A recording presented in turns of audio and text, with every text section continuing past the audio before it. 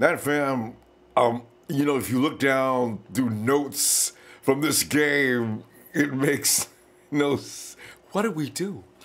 Why are we suffering like this? I gotta tell you something though, fam. One thing I really feel good about, nobody has actually just handed the 49ers their ass yet. Think about it for a minute. Let's go back to the Viking game. Should have won that game. Second game. But we got a break in the second game, right? We got to play.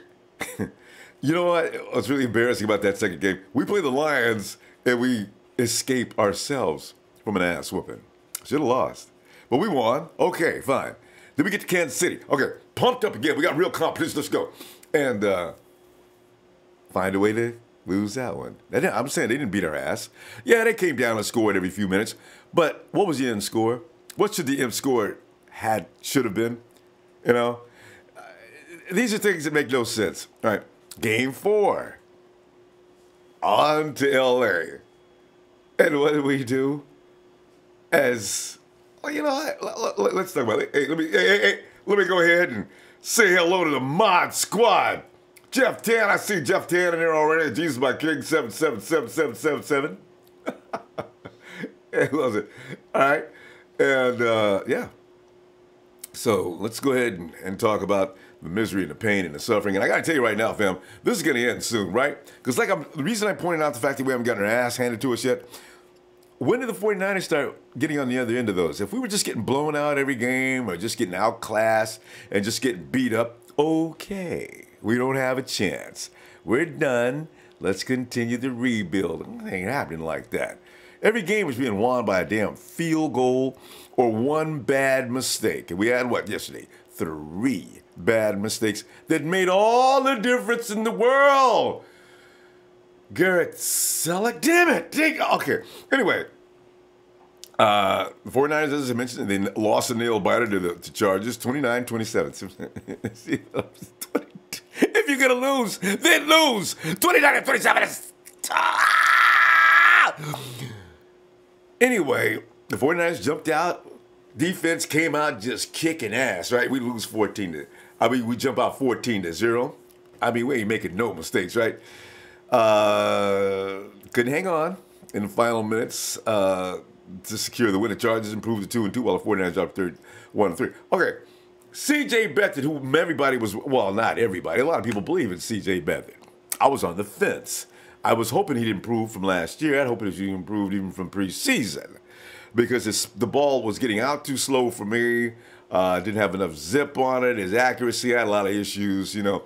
But CJ did not show much of that during this game. He came out large and in charge. CJ looked like he knew what he was doing from jump. He was out there controlling things, running tempo, hitting people. I mean, it was throwing into tight windows. You know, you need to get the ball off quickly and before the defense can react to be able to even do that. I've never seen him do it. Boom! He did that 2 or 3 times. Granted, I don't know, the receivers must have been not ready for it. They must have never seen him do that either. They dropped the ball. So, you know, Beathard gave the 49ers everything on Sunday. He threw for 292 yards, 2 TDs, 2 INTs. And by the way, both of my INTs were not his fault. The first one definitely wasn't. 49ers were in the red zone and the pass bounced off of the hands of Garrett Selleck and into the arms of Chargers defensive back Trevor Williams. Man, Williams races all the way down the field. Garrett. Second game on the Niners' final drive when Beathard got hit in the pocket. Ball popped loose and Chargers defensive lineman Isaac Rochelle caught it before it hit the ground. Touchdowns went to Kendrick Bourne. And they're bright spots, right? Hey, Big Show, I'm going to talk about Kendrick Bourne each and every time this happens. Don't let this happen for another couple of games. I already told Kendrick to keep it up so I can get my jersey. You're wrong about Kendrick. That boy can play some ball, all right? Touchdowns went to Kendrick Bourne. George Kittle lost his damn mind in this game. Bourne caught his on a quick slant from 2 yards out. Kittle finds himself wide open downfield for what turns into 82 yards of sprint. George showcases speed in that move. I knew he was fast. You know, everybody's talking about the move that moved tight ends last year, but nobody's talking about George because George was like your all-around tight end. George could block. He enjoys blocking. I love the way he says there's just something special about imposing your will on a man who doesn't want to be forced to do what you I mean, George is like evil with blocking, man. So George is, like I say, he's the all-around tight end. He showed it yesterday. George is doing everything yesterday, including being the leading receiver of the team. George ended up with, wow, 140-something yards. I don't know. He went crazy yesterday. But George showcased that speed as he ran away from the Chargers secondary on his way into the end zone. Overall, the 49ers couldn't have asked for any more out of Beathard. He was very impressive, though. Kyle Shanahan said post-game he gave us a chance to win. That's all you want from your quarterback. If he's out there screwing up, and he doesn't give you a chance to win, okay, he sucks. But that ain't the case. CJ was doing his job. 49ers defense. The defense got off to a hot start as Antone Exum, though. I do like that dude. He hits hard, and he's more than a hard hitter. The Chargers' first drive had a pick six. It was his first career interception and marked the defense's first pick of the season. Philip Rivers was looking for Keenan Allen on the third down play. Antone read it perfectly, jumped the route. This is what Salah's been trying to teach our cornerbacks. You don't need to be standing right up on the man to make the play. Give yourself a little distance, fool the quarterback, jump the damned route. That's, I'm getting ready to say, maybe you should put Exum at corner. All right? God. He read it perfectly, jumped the route. He was starting in place of Quaski T, who missed the second straight game with a shoulder injury. Quaski, I understand, is, Coach, I guess I'm ready to come back next week. Yeah, tell that Exum boy I'll be back at my job. 49ers run defense, which used to be rock solid through 3 games. Melvin Gordon came in and ended all of that right quick. Gordon racked up 104 yards. I don't think the 49ers can win up 100 yards, period, this year to any one running back. Melvin came in and got him 104. Only 15 carries. You know, normally that takes a running back about 20-plus carries, right? Melvin came in 15 carries and tore the 49ers' ass up. For several missed tackles.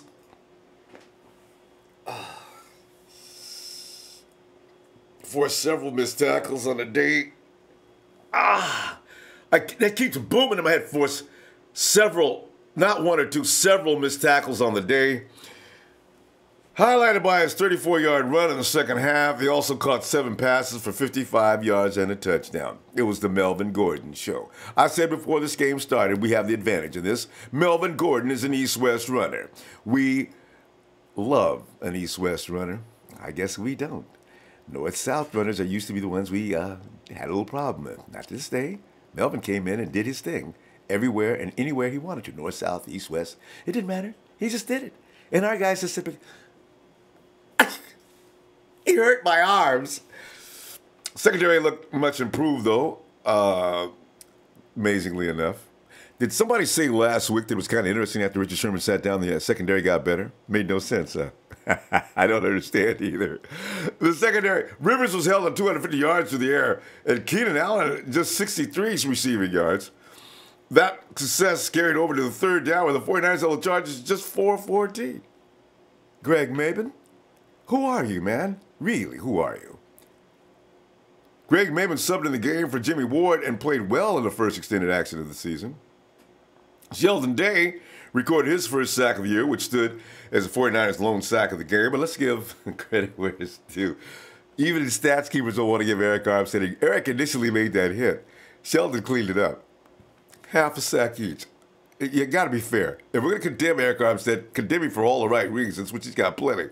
But don't take things away from him. That's just not fair. And then CJ, again, showed off his toughness that earned the respect of his teammates. They all love him in that locker room, by the way. This was a good thing. CJ's not going to lose the locker room. They got a lot of respect for CJ. It's like George Kittle said in the presser, badass. CJ, he ain't just tough. The boy can play. I'm telling you, man. CJ took a few big hits, though. One hit on the third down scramble. He lunged for the first down marker before taking a shoulder to the sternum. He got the wind knocked out of him, but never missed a snap. George got up, could barely breathe. Almost had to put him on the lung. Hey, sit down, Nick, I got this, man, I got this. Dude, man, I'm telling you, CJ is just, he amazes me. I believe if you ran over him with a truck, you guys, did you ever watch Super Dave Osborne? I believe that CJ may have some, maybe must be related. Super Dave used to do those old stunts and get right up and be in for the next scene because he was fake with him, but CJ does this stuff for real. The 49ers continue to be decimated by injuries. We got Joe Stanley's got a knee and Dante Pettis' knee. Both the guys left the game, did not return. Mike Blaglinci, another knee. Breda, both. They left in the game briefly. Kittle finished the game with 6 receptions for a career high, 125 yards, you get that right, by that 82-yard score, of course, added to that. He is currently on pace for 1,264 yards this year. He'll continue to be the go-to option for probably Beathard all season long with good reason. Breda ran the ball only 9 times for 39 yards and added 3 catches for 32 yards. It will be important to monitor Breda during the week to see how he came out of the game. He's likely to be limited in practice again, as it was evident that he wasn't 100%. But he did pull off a couple of good runs, and also Kyle pulled the book on the run game. And, you know, because CJ went to the air way more times than he probably should have. But if Breda's not ready to roll, and Alfred Morris is the pound guy, so you're not going to be able to get a lot of yards on him. Reuben Foster was all over the field, looked to be much improved from his season debut last week because he looked a little bit bad. No, let's be honest about it. He looked awful last week. He had 7 tackles this week, though, with Fred Warner. Fam, get ready for this. Do you know that Fred Warner hasn't had a game yet where he wasn't in double digits as far as tackles go? Fred leads the team. I suspect, I'm going to go look at the stats again. I suspect Fred may be a number 2 or so in the league. Double-digit sacks every week for 4 weeks. This has got, but you know, Fred's probably saying, I'm cleaning up after those other dudes, man. I ain't supposed to have that many tackles. If it was up to me, I'd be satisfied with 7, 8. But I got to wait till they run through 4 or 5 of my dudes, and then I got to make the tackle. Fred, I feel your pain, man. I swear to God. We're still having issues. We started out the game looking like we knew how to tackle. Did you see? Guys was hitting. You could hear pads popping. And then all of a sudden, here comes Sister Weak Arms in the second half.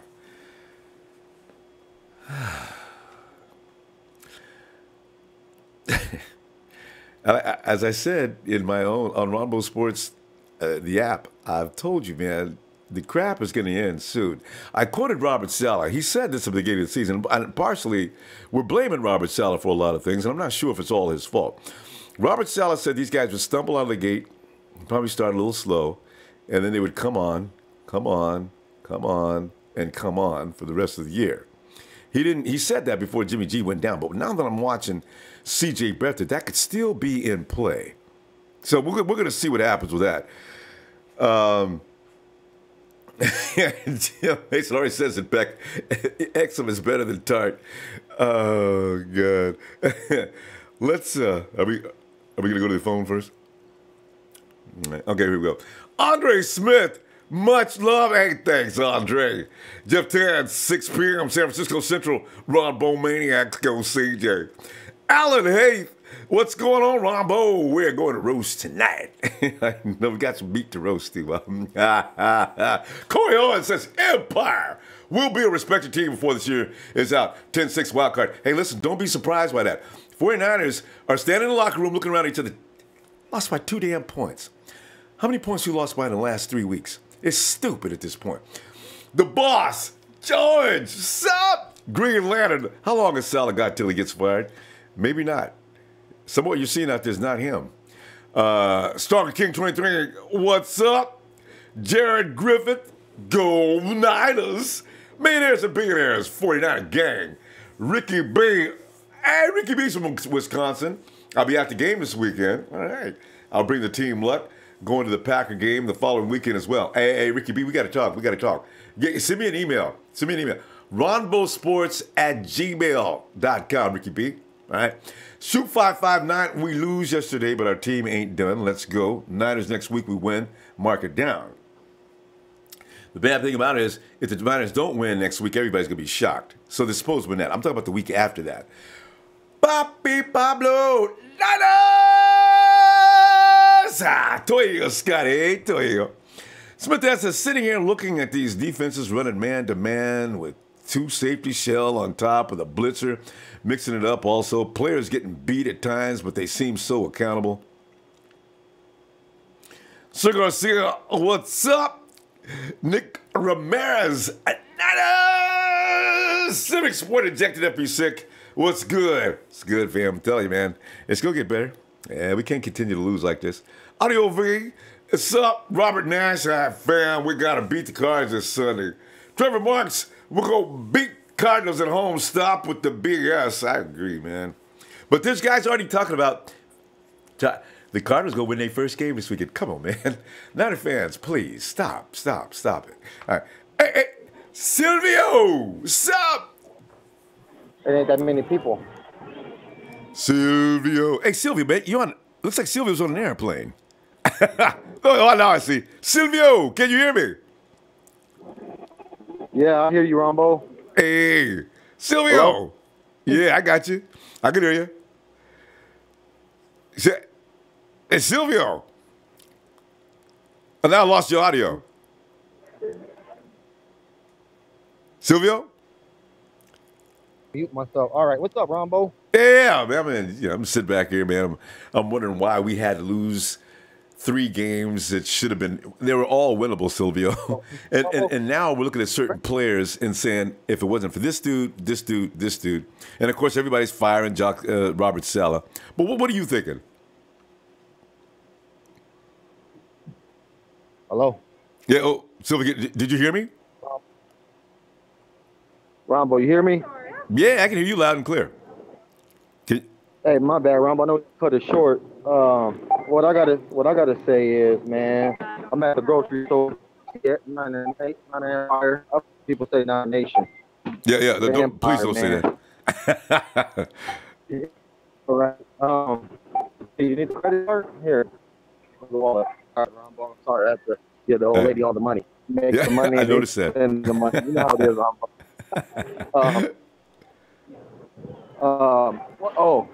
Silvio. What I was going to say is, man, the defense play for 1 quarter. Yeah. Okay, Silvio, stay in one place, Silvio, for a second while you talk. I think that might be it. All right. Hey, our team played for 1 quarter on defense, man. 1 quarter. Yep. Then they gave up. Mm-hmm. Got beat up.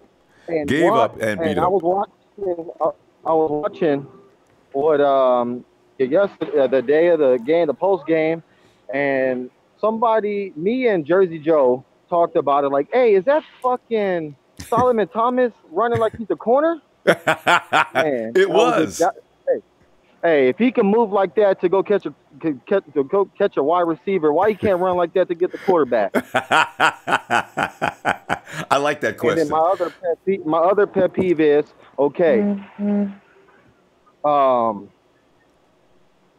Eric Reed said that the way he plays, he had Bowman, Willis, he had Armstrong, he had a couple of good. We had the best defense when we had Eric Reed and everybody together, man. Yep.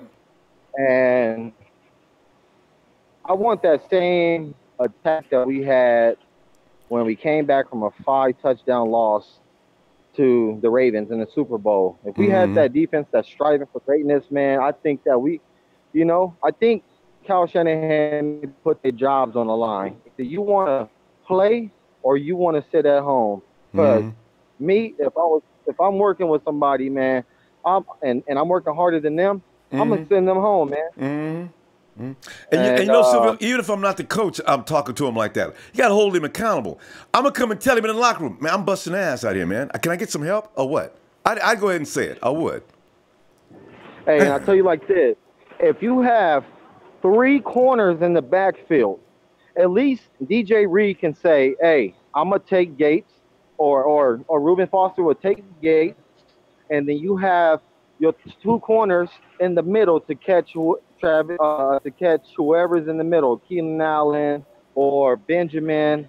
Oh, no, Benjamin was hurt. So it was only Keenan Allen that they can catch across the middle or catch Melvin Gordon when he runs up and do a curl route. I mean, that's Reuben Foster and Fred Warner, the rookie of the year to me. But I don't know why they couldn't just.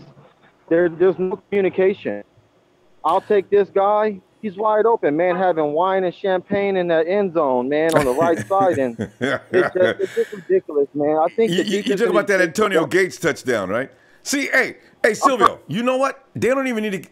There's a formula that you're supposed to go by in the secondary. You know, you can communicate, throw signal 1, signal 7, signal 3, whatever. But there's a formula that everybody's supposed to know their job upon the reaction of the offense. I don't know how, at this professional level, do they get so confused on assignment out there. We see it every week.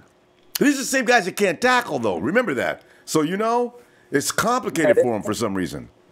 Damn it. Hey, I'll tell you like this. When you're in a 4-3, there's always one free safety or safety over the top. And that guy is supposed to read out what's going to do what, who's going to what they see. We have a bunch of rookies that's trying to get it together. We don't have.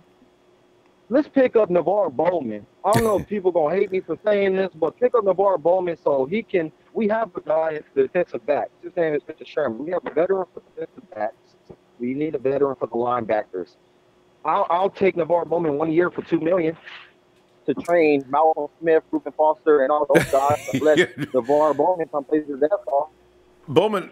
I don't know. Malcolm Smith it's too late to train Malcolm Smith. That he is what he is. Reuben Foster, I don't know. I don't know. Bo's got to play, and Bo struggles a little bit on coverage. So you know he ain't gonna come in unless he's coming in as a coach, which I would like actually. You know, but still. But we'll see. Man, there's some knuckleheads play going on out there that's gonna have to change. But Silvio. Hey, look, I'm going to go, fam. I'm going to tell you what, man. Go ahead and finish, get them groceries, and let me talk to you tomorrow, huh? All right, fam. All right, hey, I love what you do, Ronbo. Shout out to the 90 Empire. Just take out these birds. Yeah. Take out these birds on Sunday. Got to. Let's not let them make that V and flock us up, man. Let's not let it happen, man. We're too good. There you go, man. Tell you. All right, Ronbo. Shout out to everybody that's after me. Yeah. Yeah. Shout out to everybody, man. I love what you do. Thanks, Silvio. Right. Have a good night, man. All right. Ah, damn it. All right. Let's go get Jock out on the East Coast. Hey, Jock. Ronbo, what's up, baby boy? Oh, man, I'm telling you, man, if 49ers lose one more game by a couple of points, somebody needs an ass whooping.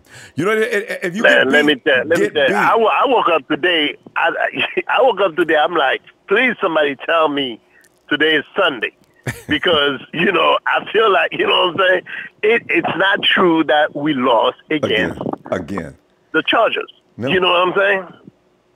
100 and Melvin Gordon, Jock. We've been stopping running backs all season long.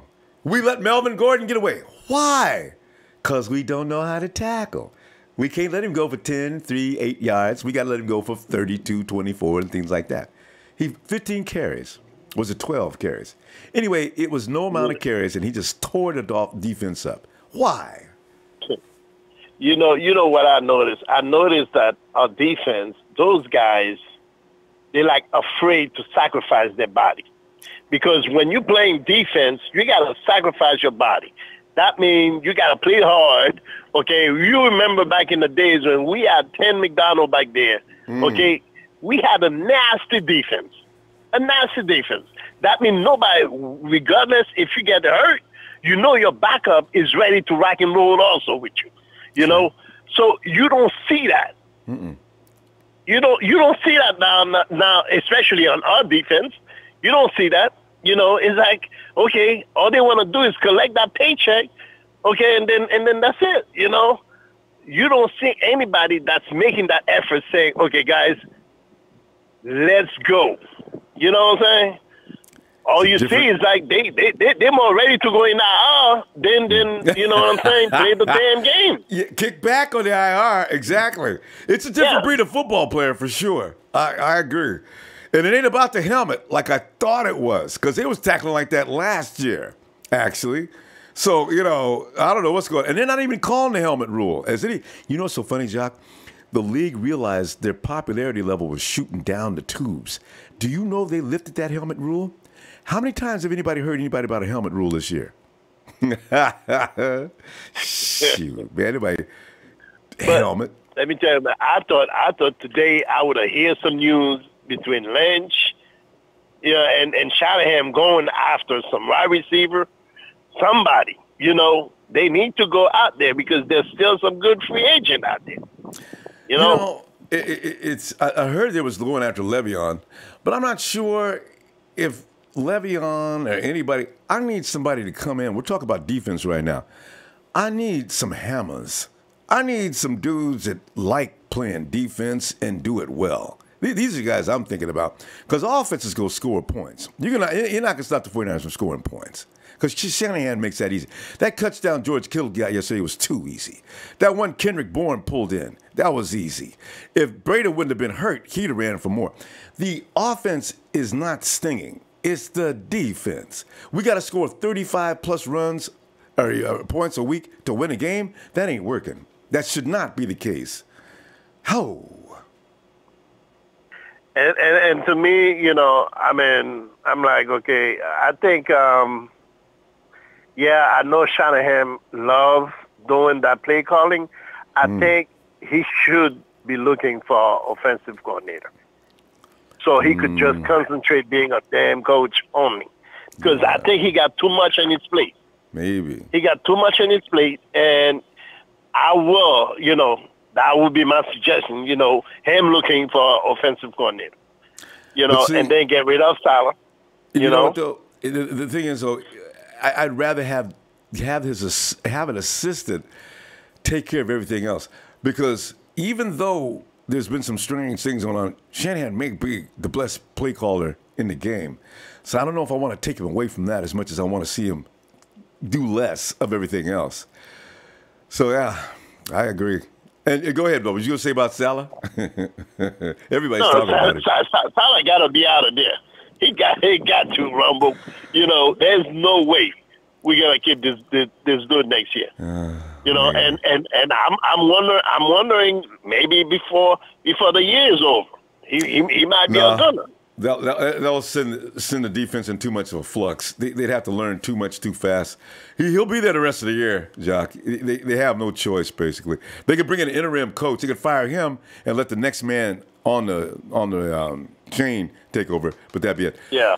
Jock, we're gonna have to go. But I'm gonna tell you what, I'm gonna see you. Hey, today's only Monday. I'll see you tomorrow, okay? All right, no doubt, man, no doubt. All right, fam. All right, Ronbo. You have a good night, man. Thanks, Jock.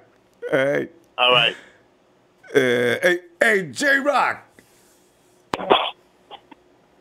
Ronbo. J-Rock, as you just heard, Jock has fired the defensive coordinator. A lot of people are going to start talking about that. I didn't know he was that high up on that position. But I know. I mean, damn, Ronbo. Hey. We lost against the Chargers, right? We lost. Oh. Plain and simple, we lost by 2 points, right? Oh. So the Chargers starters beat our backups, right? Hey, they beat our backups. Kyle Shanahan knows his shit. You know what I mean? He didn't have a gift wrap basket at his front door like the Rams head coach did. He didn't have all that talent gift wrapped it and given to him. Mm-hmm. Hold on, babe. Ronbo, my wife is talking to me. I'm talking to Ronbo, babe. Well, you got to keep the panties in the drawer. Doggone too much. Sorry, Ronbo. Okay. But, well, I mean, I'll chew them up too. They look good. Anyway, Ronbo, I'm saying, Shanahan, we getting these games close with backups. You know what I mean? Yeah. We're losing close games, and everybody's Robert Saleh, and I was even on that bandwagon. Robert Saleh this, Robert Saleh that. But though, you know what though? I want dudes called out from the field. I would give anything right. if I had enough bodies. If I see you miss a tackle twice that I could have made, in my street clothes, you're sitting down. You are sitting your ass down. You don't feel like playing? Then sit the hell down. Let me get somebody in there who feels like playing. You know what? You need to put that mascot head on your head. Yeah. You need to play the mascot next to the field goal, talking about it's good or it's not good. Mm-hmm. And that's the best you could probably do. Wow. Like I've been telling you, Ronbo. Like I've been telling you, man. We gotta play our rookies. Our rookies is hungrier than the fools that's not rookies. Mm-hmm. I mean, seen Exum. Look at Mabin. Mm-hmm. And Mabin's not a rookie, undrafted free agent. Mabin, yeah. Look at Exum Jr. yesterday. Jumped that route pretty for that pick 6. Why hasn't anybody else done that? We bring a rookie in and he does it? What? Or a second year man or whatever he is? Oh, man, give him some more time. Give him some more time. And Kittle, he's outperforming, what's his name on the Chiefs? Oh, Travis Kelce. Yeah. Yeah, what's his name? Yeah. You know what I mean? And to come back to Sailor, what the hell is Solomon over there guarding receiver? What's he doing there for? As a broken, some communication, something went wrong there. There is no chance for him to keep up with that. Wasn't that a wide receiver running? There's no chance. It's Kellen. It don't matter if it was a receiver or an end or running back. It could have been a fullback. Solomon Thomas has no business out there trying to guard that guy. He had no choice. Solomon, I give Solomon credit for having enough sense to see this dude's all by himself. He's all by himself. He breaks, and I wish you could bet Salah called the dude over that was supposed to be handling that assignment and gave him an earful too. Because I don't know if there was no blitz involved in that play, or Solomon Thomas would have been back there to notice what was going on. I have no idea how that play got broken up like that. Yeah. And that's when I think it comes down to, Robert Sailor, man. I mean, you got to discipline your players. I mean, damn, what the hell was he doing over there? Nobody knows. But nobody's ever forget that either. But, like I've been saying, we got these youngsters, these rookies, and we need to give them some more playing time because I think they're hungrier than the players that we got that think they got their jobs already given to them, Yeah, it's a process, and they're all learning, including the rookies. This is why you got to stick with your top talent for a while. You can't switch them after 3 weeks, 4 weeks. So they're going to be out there for another couple of weeks, maybe 3. In fact, they might be there till game 8, and then the coaches will make a decision at that point. But they're going to be given an ample amount of time to catch on. Some people are still confused, both on offense and defense. It's just really and that's annoying. Kyle Shanahan's system, it takes a year or maybe 2 to minimum. Minimum. You know what? I'll tell you what. If our defensive coordinator was like our, Kyle Shanahan, our offensive coordinator / head coach, oh man, it'd be crazy. We could play with backups and still be a playoff and still do that. J-Rock, we got to stop though. Let me see you tomorrow if you get a chance, and let's continue, man. All right. All right. Oh, definitely. Before I go, Ronbo, shout outs, Kenny, Roberto, and, my man, meow. Hi, Ronbo. All right, fam. Have a good night. Take it easy. Yeah, you too. Hey, Alan. What's going on, Ronbo? Alan, we still pissing in. Complaining about what happened yesterday. We can't. I know, man. Losing by 2 points is just so irritating. You could have won that game, Garrett Selleck. I keep seeing that ball bounce off of Selleck's arm, boink, and into the defense. We lost by 2. Garrett, how many points did you give up today? We've done so good for us. I can't get real mad at him, but this kid. Okay. Hey, I feel your pain, man. I feel your pain. But I'm going to try not to be too negative today. First, I want to say thanks to Ronbo for everything you've done. Everything you're doing for this faithful, man. You just don't know how hard it is. Alan, can I get Alan, can I get you off? You're on the speakerphone. It's coming in a little not well. Can I get you off that? Okay. You got me? Yeah. All right, go ahead. Okay. So yeah, I was saying first I want to say thank you for everything that you do and for us faithful. Thanks, Alan. You know, it's hard to find something, but I'm gonna try not to be. We all know about the Rob Sauer thing. I ran in about that last week. Got that out my system. I think everybody see what that is. I'm gonna try to stay a little more positive. We got some positive things going on. Yeah. Outside of the rest, just being blind to everything that happened to us. I don't even want to talk about that. But let's talk about this positive stuff. Right. I mean, CJ. Like, let's talk about CJ. Mm-hmm. You know, I see a lot of the faithful scene kind of divided. Some people getting bowled up. You know, they saying, CJ will never be better than Jimmy. That's not what we're talking about right now.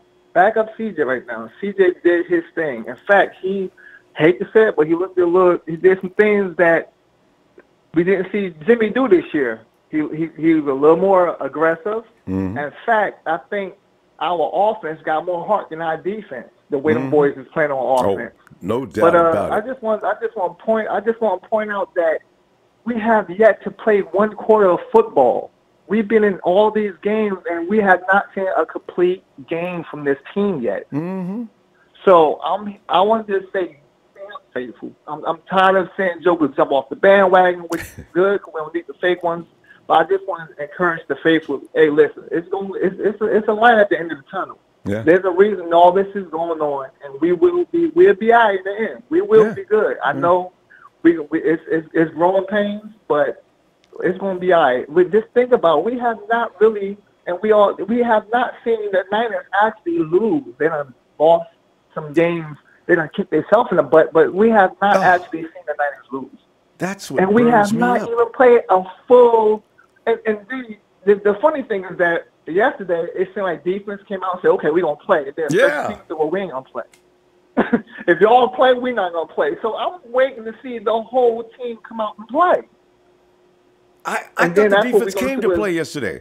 I mean, well, they came out there. You could hear pads popping. There was gang tackling. They was doing everything right in that first place. I said, Exum jumps a route. I said, look out for the Niners, boy. We're back. Man, that cooled off. I was so excited. I was like, we're going to get a full game today. I thought they were going to, but no, they burnt out. And you know what I'll do, honestly? Yeah. It may sound petty, but you know what I'll do? Nobody want to have a starting position. I'll tell you, the starters, there's no starters. We about to put every position up for – we're going to put every position up for bid. You come every day on your spot. There's no starters. Because we know Defoe is going to get his regardless. We know he's going to end up a starter because he's going to come to play anyway. So we know who's going to come out and get the starter. But but you know a lot of jokers, it's individuals that starters that will have to second guess themselves and amp it up because they shouldn't be out there. They ain't going to play. So they should take away all the starting positions. That's such a good idea. I wish they would incorporate that tomorrow's practice. Kyle comes out and announces, all right, guys, I'm going to tell you, we're going to do something a little different this week. There are no starters. Forget about the rank and file. You guys, everybody, as far as I'm concerned, starts from 0 today. Whoever wins their spot, and that'll be the person who starts at the end of the week. And that'd be awesome. Oh, man. Yep. Awesome. Yep. I'm trying to go out the window. I don't care what you make. That don't mean anything. It happened for Seattle. But in Seattle, they didn't care what you was battles every week. Whoever played, whoever earned it, they was going to be on the field. And that's how it should be. We see a big difference because you got these young boys. This side, you got these young boys that's coming out of college that they playing for the love of the game, and they out there popping and they tackling. And you got these veterans that got these contracts like, man, I can't afford to get hurt. Alan, we got to stop right here, though. Let me finish this tomorrow. I love the concept, man. I'm telling you, man. We got to talk about this some more, too. 49ers out there holding classes. Bob, anyway. you also, I got you on Twitter. I'm known as Mr. 49ers. So I've been following you for a while. Are you Mr. 49ers? With you for a while. Yeah, I've been conversing with you for a while, but I just, But, we'll be in touch. All right, fam. You have a great night, too. Stay safe. All right. You too, bro. Yeah. And there's Alan making a point that is so obvious. The 49ers are out there. You can tell they're still holding classes, right? It looks like the University of Santa Clara, #2. I mean, because they're going through the motions sometimes. That defense is really, I mean, I don't know what's. All right, Scott here, what's up, man? He's got Victor Bolden coming back, and CJ is doing great. I have faith back our boys. I wonder what they're going to do with the Victor Bolden situation. They got to make a decision soon. Is Victor staying, or is he going? Rev.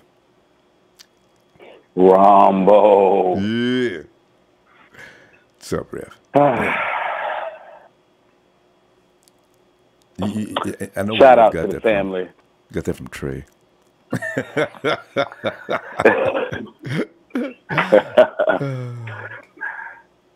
Shout out to my family, Empire Worldwide, Ready to Go, 24/7, 365. Shout out to the man himself, a.k.a. the living legend, the voice of the faithful, Ronbo. I was wondering where you were going with that. Thanks, Rev, but too much. I want to jump on what the caller said earlier. That let's talk about the positives. You know, we know the frustrations, we know what happened, but the positives that I've seen from this game, clearly, like you said earlier, we can put up points. I mean, if you would have asked me that shit in 2015, I would have laughed at you like, what are points? We get to put up points in the first half. We could never could in the second half. I hear you. Oh, man. You know, CJ Beathard, a.k.a. Ginger Jesus, a.k.a. Redhead Kingpin, you know, he's going to do what he needs to do. I mean, we're not asking him to throw, you know, Drew Brees numbers. You know what I'm saying? He's not going to do that, but he's capable of giving us the respect as far as the offense moving the way that it needs to move. The one good thing I love about CJ Beathard is he's not afraid to throw that ball. He will throw it deep, and he has a beautiful deep ball. Yeah, beautiful deep ball. And you got to think, you know, last year he threw Marquise Goodwin that long bomb, so he knows how to throw that ball and keep the receiver in stride. That's what I like about him. Yep. You know, we just got to fight the rest of this season. I'm satisfied if we go 6-10, 7-9, 9-7, 8-8. I'm content with it. I'm cool. I would be surprised that we get 10 wins, but you know that 10-win thing is gone pretty much. Well, you got a window of three more losses. If they play like ass for 3 more times like they did now, you're right, it's over. But I just don't see them looking this bad for the next 6 weeks. We'll see. I don't because we got we got the Cardinals, then we got the Packers, and then we have I want to say it's the Rams, I believe. Yes, Game 7. So you know that game is going to be a definite true test. I mean, hell, Aaron Rodgers, Aaron Rodgers or not, Aaron Rodgers too. A true test. But Rev, look for that Rams game and that Packers game. Watch the 49ers go ape shit. I'm telling you, man, that's going to get them pumped up. These little stupid errors they're making now, watch I believe it. Yeah. I believe it. It's just, you know, our defense, once again, we already know what it is. But the positives is that, you know what, we strap up for the next game. We come out. Hopefully, mofos can tackle. You know, learn how to read your assignments. You know what I'm saying? Like play the ball. You know what I mean? Actually stick your head up and look for the damn ball. You know what I mean? That shit's pissing me off. It's like our secondary, they don't do nothing. There's no, and I played cornerback. Locate the ball, stick your hands up. I mean, come on now. But you know, it is reaction of the receiver. That's even that. Yeah. Just do something. Fart on them. Throw a boog at them. Spit on them. Do something. Locate the damn ball is all I'm asking. Like, come on now. But, you know, hey, we got a lot of positives going, Ronbo. You know, we're going to get these cards. We're at home. The faithful are going to come real hard. You know what I'm saying? We just got to keep it going, man. Like, we're not going to quit. We ain't going to be no 2-14 season. That I can tell you. So, you know, we're just going to continue to keep fighting, you know, and build off of this. Hopefully come next year, we make some power moves to do X, Y, and Z, and put ourselves back in that, top contention spot. Because, I know it's there, Ronbo. It's like you said, that locker room respects CJ. Yeah, it's there. We just got to get over this hump. It's there. Yes. Like, I know it's there. You know what I mean? So we'll go ahead and stop and listen, Rev. Absolutely brilliant, because I'm telling you, we got to be positive. Getting mad is not helping nothing. It makes you feel bad. So, yeah. But, yeah, we'll see what happens next. Everybody be safe, be cool. Niners for life, red and gold, rep it. Ronbo, we appreciate everything that you do, man. Thanks, man. It's everything that you do for the faithful, man. Yeah. So I'll holler at you, man. Have a good one. Be looking for you, too. All right. And, okay. Let's go to Desmond. What's going on, Ronbo? Desmond, Rev just brought up a good point. I'm just trying not to get mad. But there's a few plays, every time I look back at that game, I get mad. No matter what you do, no matter how you try not to do that, you get mad. But so, Desmond, if you want to let it go, it's okay. But the theme has now shifted according to the Rev. We should be positive. I thought we should too, but I can't do it. Well, I felt some kind of way last night, just watching the poor tackling and everything. Oh. But I think I've recovered well today. I'm feeling positive. The thing that I would like to see is as far as Salah, I just want to see him mix it up a little bit in the first quarter. Yeah. I mean, we didn't show the blitzes that we did against the Chargers. We had Reuben coming down the middle, blitzing and everything, and it kind of rattled Phillip Rivers. It worked. And I believe that we have to do a little bit more of that. We have the athletes to, come up to the line of scrimmage and at least show blitz.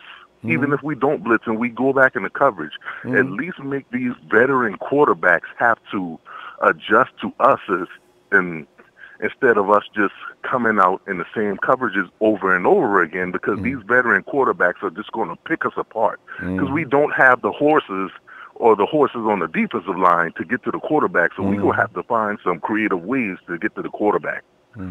I would just like to see him, just mix it up. Hell, I mean, what do we have to lose? And doesn't watch that A gap on every snap. And this is the only thing I will give Earl Mitchell credit for.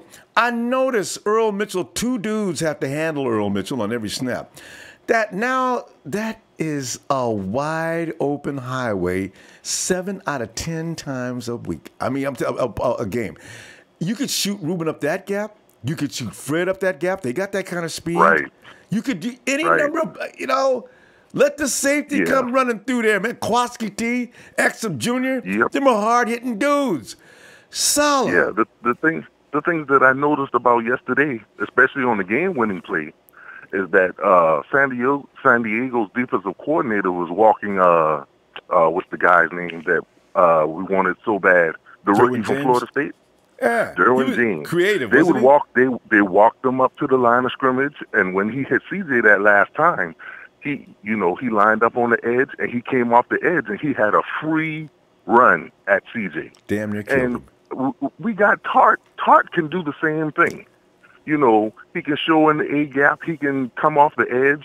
Just different things that we need to do to just make quarterbacks think twice about what they're going to do. Because if we just stand back in that cover 2 shell or that single high, we're just going to get picked apart. We don't have the horses yet to continuously come out in the same sets and compete.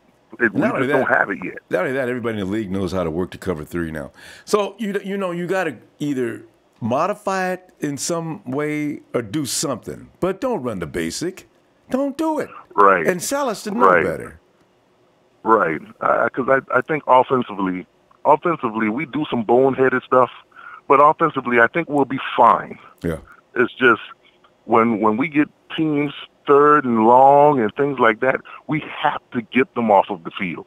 We have to get possessions in order for the offensive guys to get a good rhythm, so Shanahan's play calling could, so he can build off the next play, so we can get some drives going and not not actually have to go 9, 10 plays per drive. We need some long passes. We need a variety of things to score because hell, that was the first time I saw us get a pick six in a long time. So hell, real long.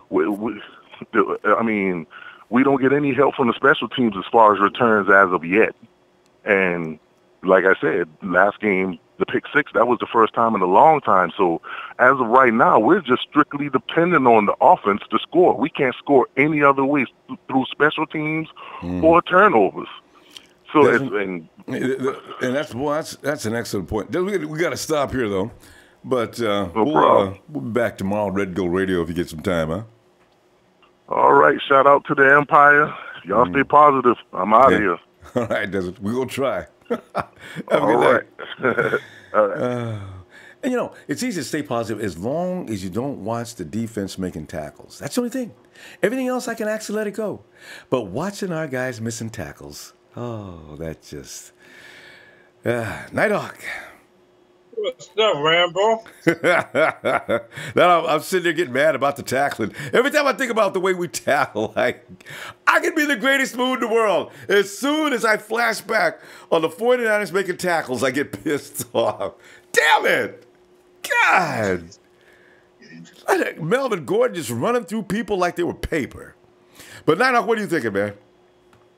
Yeah, I want an installment. You can get one, too. And now, Monday Night Raw, we feature Let Me Holla At You. Simon Thomas, you need to wake up. Solomon. Number 3 overall pick. But, it wasn't his fault that they picked him at number 3. It really wasn't. I wanted Corey Davis. I even wanted the boy from Stanford down the street. I wanted what's that guy's name?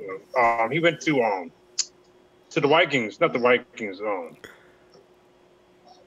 Christian McCaffrey? I had people thought I was crazy for wanting Christian McCaffrey.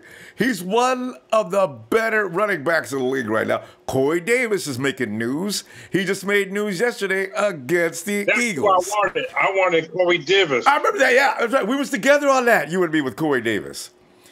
And this last year, although I'm happy with our first round pick, I like Mike McGlinchey, but I did want Vita Vea, and Vita Vea they've got him losing weight.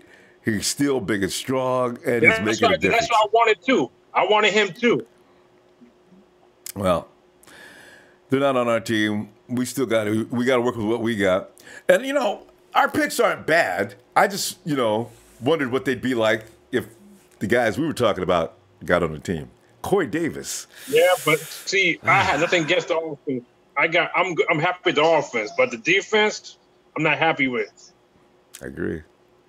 They're struggling. They're suffering. They're having days where they do fair, and then they have days where they do bad. They rarely have a day where they're doing great. I think the offense did teach them. They didn't go to the offense class and teach them how to do the defense. And they probably would be better off. I tell you, Nighthawk, next year probably we'll realize it's a long process, but perfection is what Kyle Shanahan's going for. I'm not sure about Robert Saleh, but I know Shanahan's system.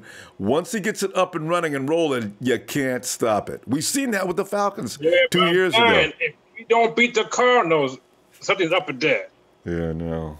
They got to beat the Cardinals. The Cardinals are good last week, too, actually even losing. Josh Rosen is going to be okay. He really is going to be okay. I noticed him. He looks good. Yeah, but I'm telling you, defense got to wake up.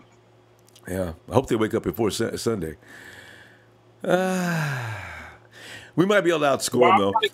I want to give a special shout-out. Another special shout-out? Who you want to give a special shout-out to? To Roberto and your me. Especially, we got to put Roberto back in that shirt, though. He took off his jersey. Nobody ever takes off the jersey. I mean, he just didn't. It's like throwing the flag on the ground, Roberto. No, he got it on now. He's got it on now. All right. I knew he'd be okay. There he is. All right. That what else? Anything else? Yep. Just give me a shout out.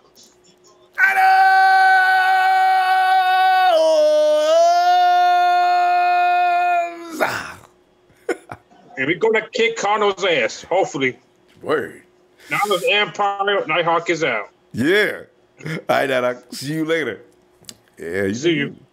This is the scariest game. Actually, this is the scariest.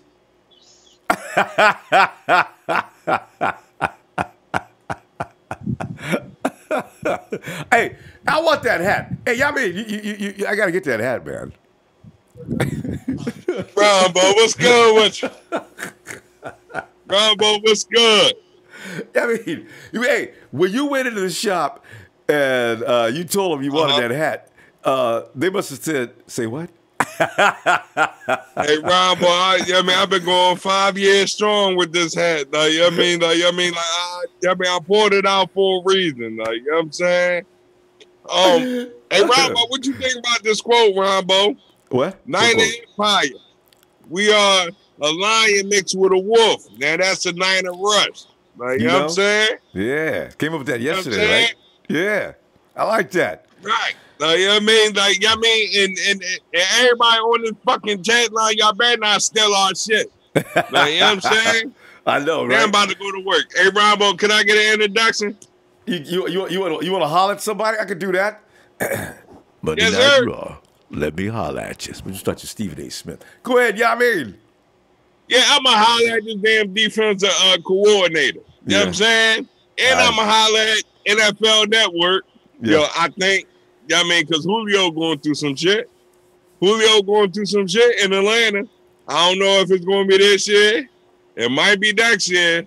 But I know, Ronbo, we moving to our third year. You know what I mean? After this season, we move up.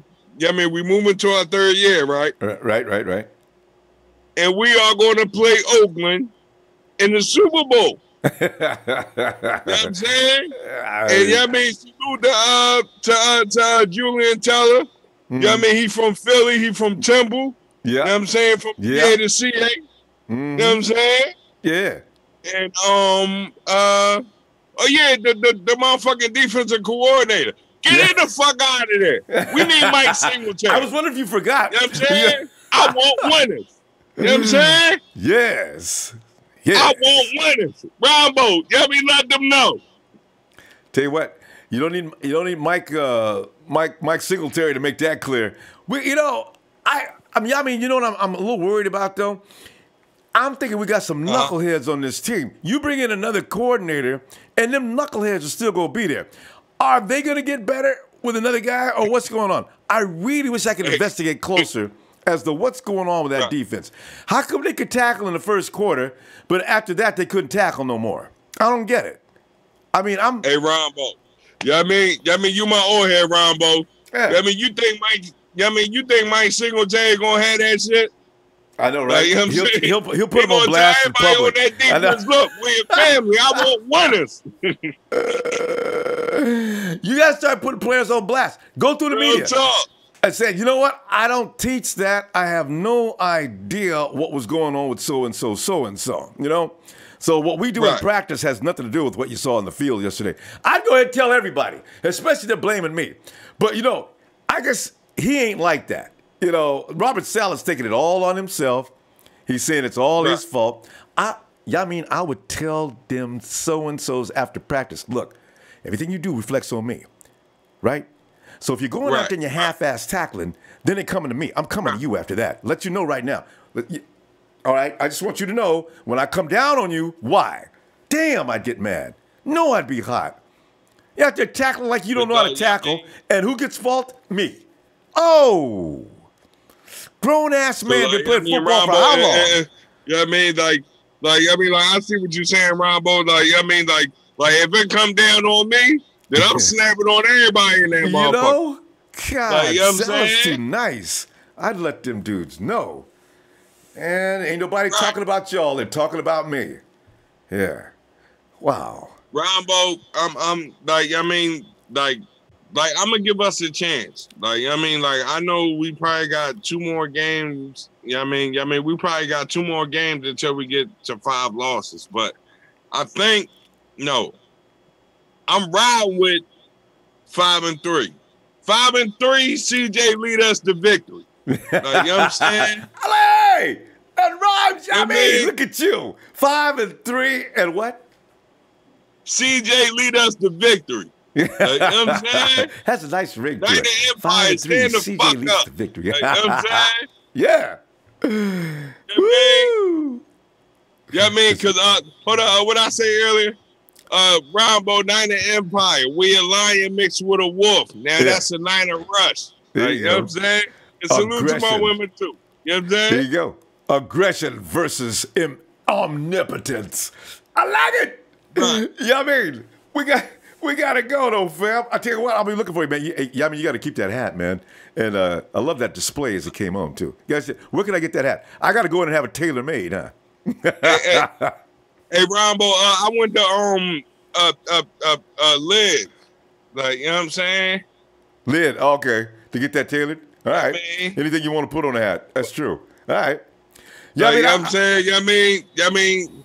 Y'all can go to Liz. I mean, I want y'all to do y'all thing. Like, you know what I'm saying? I mean, make y'all own hats. You know what I mean? If y'all want to make a hat, like, I salute, do your thing. You see what I'm saying? Ronbo Sports and Ronbo. I mean, lead us to victory, Ronbo. Yeah. Go do that, y'all mean. All right, y'all mean. I'm going to see you tomorrow, okay? I love that hat, man. Hey, Ronbo, can you close it out for me? Niners!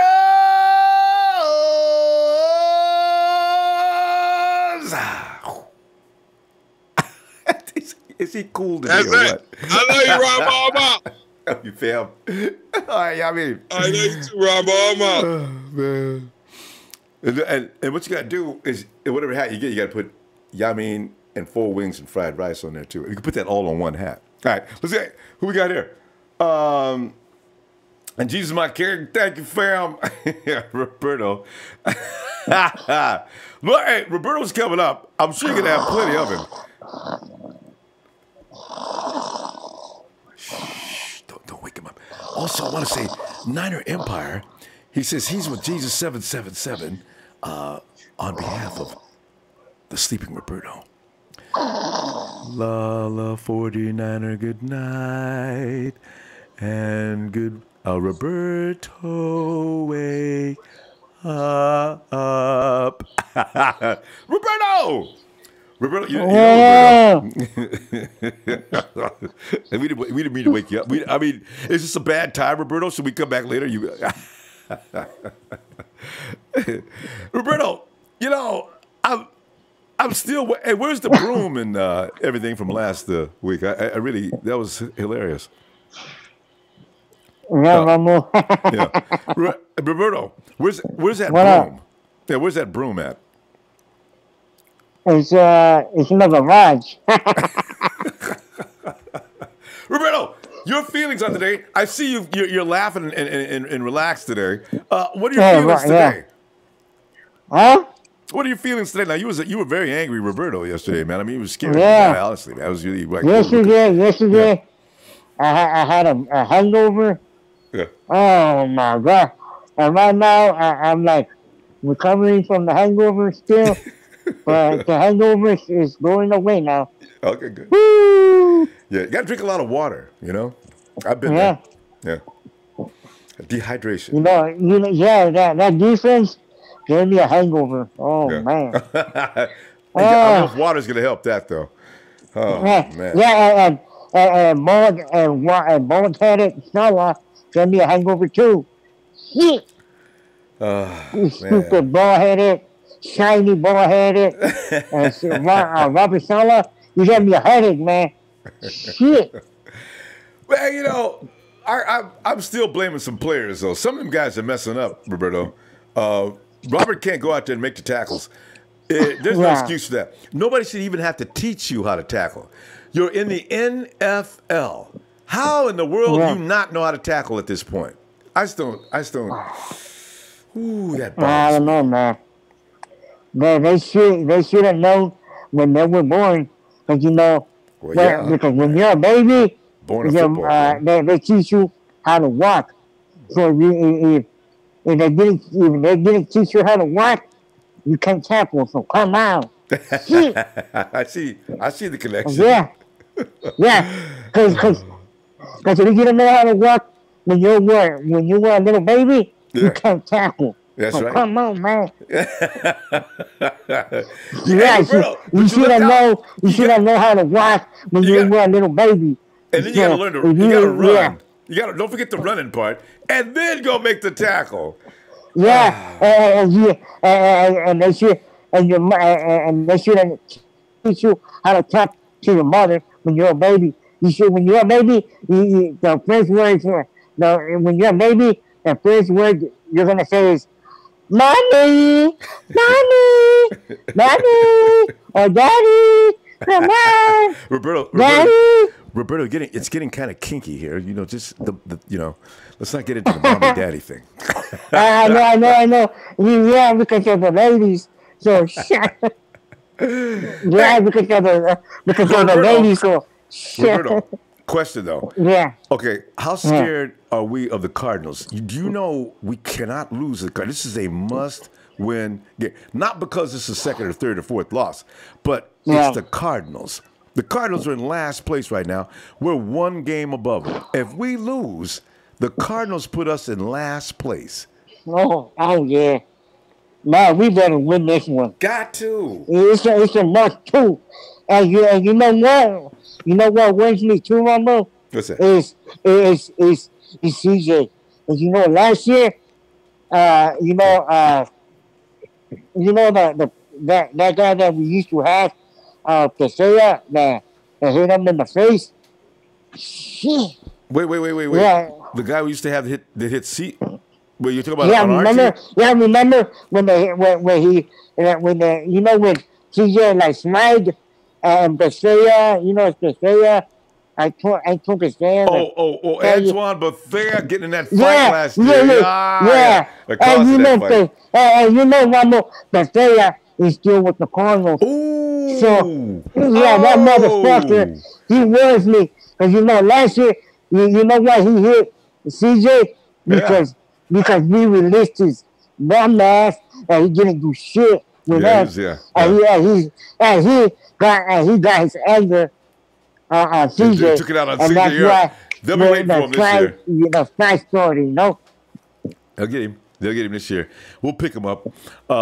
Because Antoine, they're probably waiting for him this time. CJ's waiting for him this time.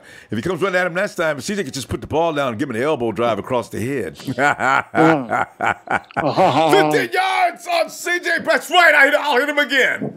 So we got it. No man. Come on, you little dirty Banks. Come over here, baby, because we're ready for some desperate little birdies. Come here, bitches. We ready to cook some little birdies. That's right. And send your motherfuckers back home, bitch. Dirty birdies. Come here, bitches. You wanna fuck with us? Come fuck with us. The thing is, the tailgate party, it would be nice if they could have barbecue Cardinals, but Cardinals are too small. You can't really eat them. It would take 15 to make a sandwich. So, they needed the barbecue chickens out front and put little Cardinals names on them. So write it up. On the birdie, put some barbecue on it and say, you know what, you little dead bird? Get the hell out of here, bitch. We got this game, though, Roberto. Bitches out in here. Roberto, they got mad.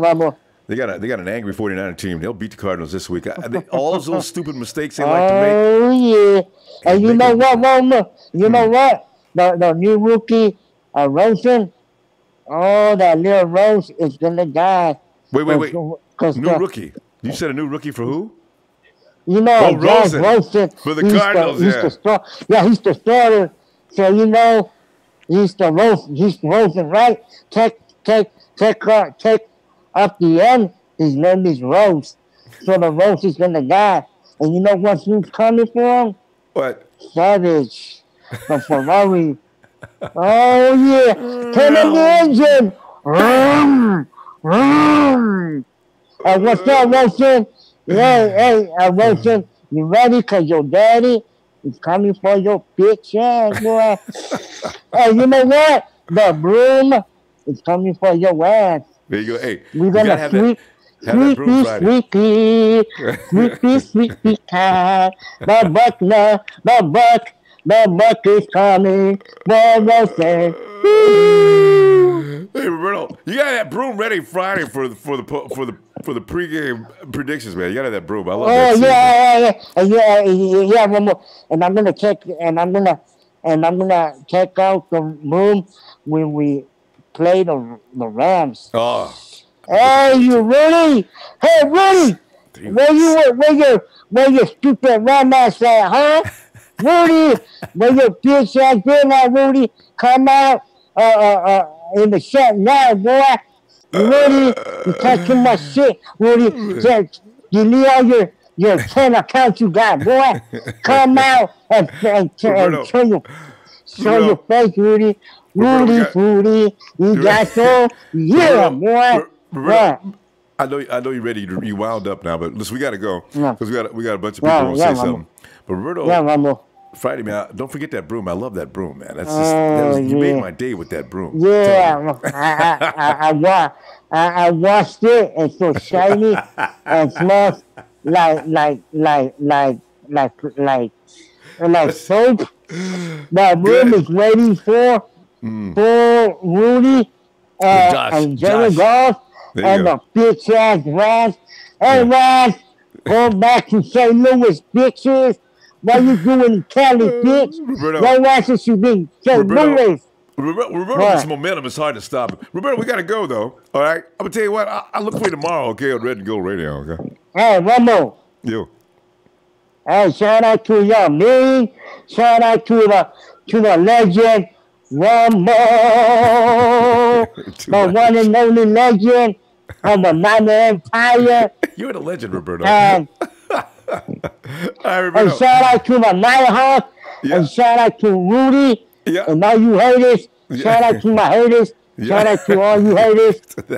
We coming for you, bitches. Roberto! Roberto! Yeah, boy.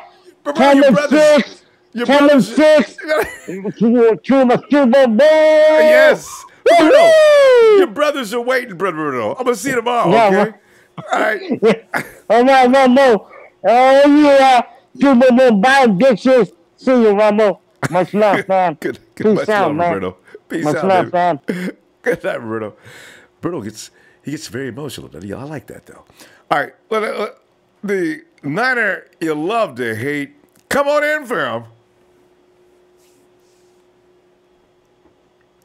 Hey, fam. What's going on? What's going on, Ronbo?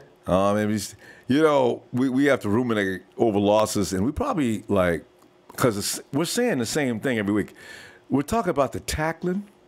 Try to think of the things that we don't. Yeah, we talk about the tackling, and some of the drops, and fundamental football, if you know what I'm talking about, right? We didn't have a lot of drops yesterday, but I'm not sure what went wrong. The defense, it was a tackling. You can't allow first down constantly. Melvin Gordon getting 104 yards running through people's arms. Oh, no. I didn't see that coming. Can you hear me?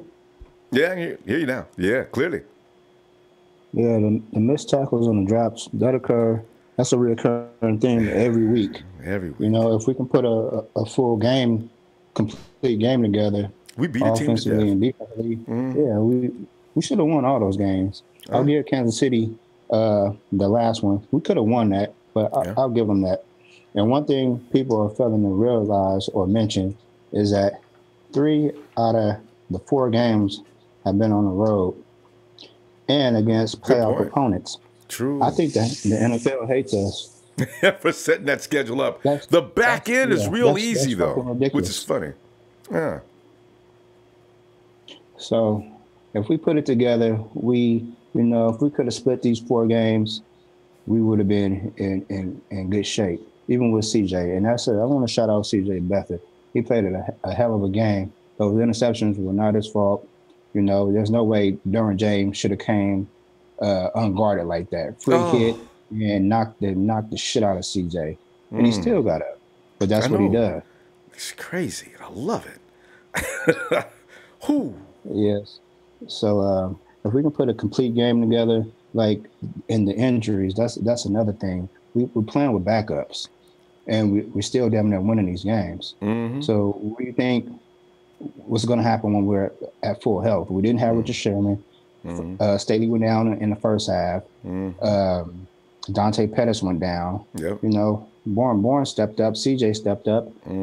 But I don't get why Brady only had 9 carries. That's what puzzles me. Kyle, you know, he said in the press conference, he said that they were pretty much shutting the run down. I didn't see that. Kyle thought that they were too effective against the run, so he went away from that.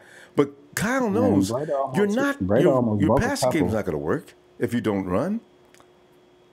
I don't know. I don't know. I just wanted to, you know, just chime in real quick. I don't want to hold you up. I had to call in after. Man, we did this last year. Losing by 3 points and a touchdown every damn game. Same time, too. First 4 or 5 games. Yeah. But we're going to put it together. Yeah. It's a little different this year. They're going to know more about what they're doing. Because, you know, you pointed out something that's very interesting, too. Because it's not always about the talent that you're plugging into Kyle Shanahan's system. It's about the ability to execute in the system. That is what wins games for Kyle Shanahan. That's why I put him head and shoulders above just about every OC in the league. See, so people talk about get him an OC and help him out. No. You get an OC to take everything else off his plate, but let him do the play calling, you know? So we'll see what's going to happen next. All right, two more points real quick. All right. They shouldn't have drafted Solomon Thomas number 3. Like you said, he had no control of that. He got hot late. I didn't want him in that draft. I actually wanted Reuben Foster. I wanted us to trade down and get Reuben Foster maybe at number 9. We ended up getting him anyway at the end of the first round. Barely. And also George Kittle, top 5 tight end already. Impressive. Yes. But yeah, that's all I got, Ronbo. All right, man. I'll see you. Hey, see you tomorrow if you got some time. All right. All right. Have a good night. You too. All right. Let's go to what we got next here. Is somebody brushing their teeth? Giante? Well, I'm not brushing my teeth, but yeah. I heard something that sounded like something was getting scrubbed. No, hey, Giante! That's not me. That's not me, sir. And I know you forgot me, but it's the Undertaker again. The Undertaker. I ain't been on for a while. Yes, sir. I know, right? Because I remember there was a thing about the Undertaker versus the Undertaker we already had, and he gave the name up just so you could have it. Well, okay, I don't know about that. So we gonna start it off strong and start it off with you. First of all, I appreciate what you do. Everybody always got to give you props. Thanks, I don't know which direction to go in because, like you just said a few callers ago, everybody knows the issues. Now, the positives, okay. In each 3 of these games that we've sat here and watched were, and I hate to sound redundant, but yeah, they were winnable games. The missed tackles it's retarded. This makes no sense. Like a few callers say, come on now, are you kidding me? What are you doing in practice that you're not teaching rap tackling? You cannot blow up everybody every single time you tackle. We're losing because, and I hate to say this again, but because Robert Saleh is vanilla with his defense, and everybody knows the defense. Come on, man. How long are you going to fucking play a cover 3 and you get no action from Solomon Thomas? DeForest Buckner is playing his ass off. What more do you want from this guy? And we already know that Ward is garbage. And you see the point of there. I'm glad somebody brought it up. Look at Derwin James. Come on now. Everybody's sitting there talking about, oh, well, Derwin James is a safety. No, look, they just played him in the box. Look what he just did. Okay, I'm over that because we don't got him. No problem.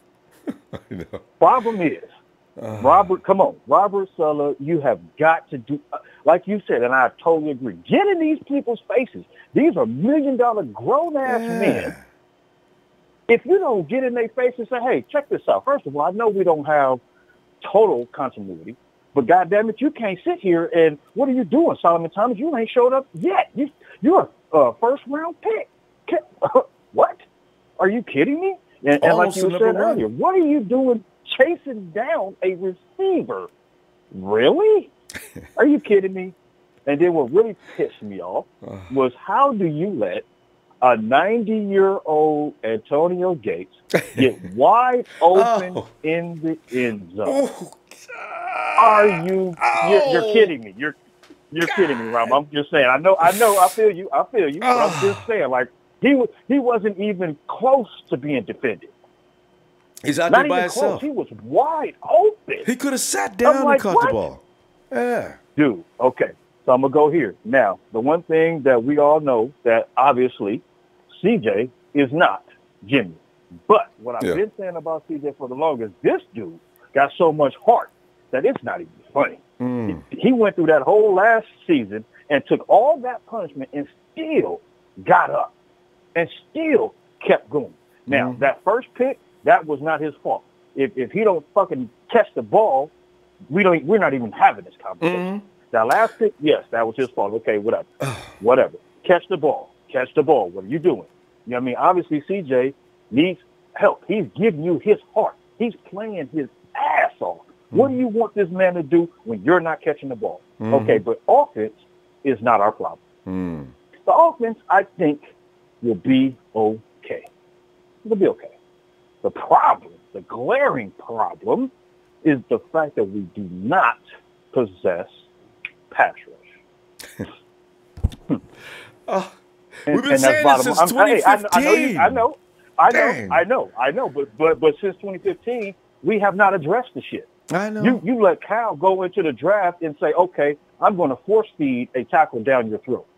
When John Lynch was saying, hey, you do see Darren James over there sitting there, right? You do see that he's a hybrid player that we can use on this defense to fill some of these gaps and question marks that we do have. You do see, but you don't want that. Oh, okay. So you wonder why Derwin James got a sack. He got a sack because he's that type of player. You can play him in multiple positions on the field. He does not have to stay at the safety spot. Okay. So now, these missed tackles. How are you missing these tackles? The first quarter was like shit, like the greatest quarter I've seen in a long time. I actually felt like they wanted to play. I'm like, okay, good. Okay, 14-6, great. And then halftime, 17-7. Wait a minute. What just happened there? How did this just turn all the way around due to no pressure?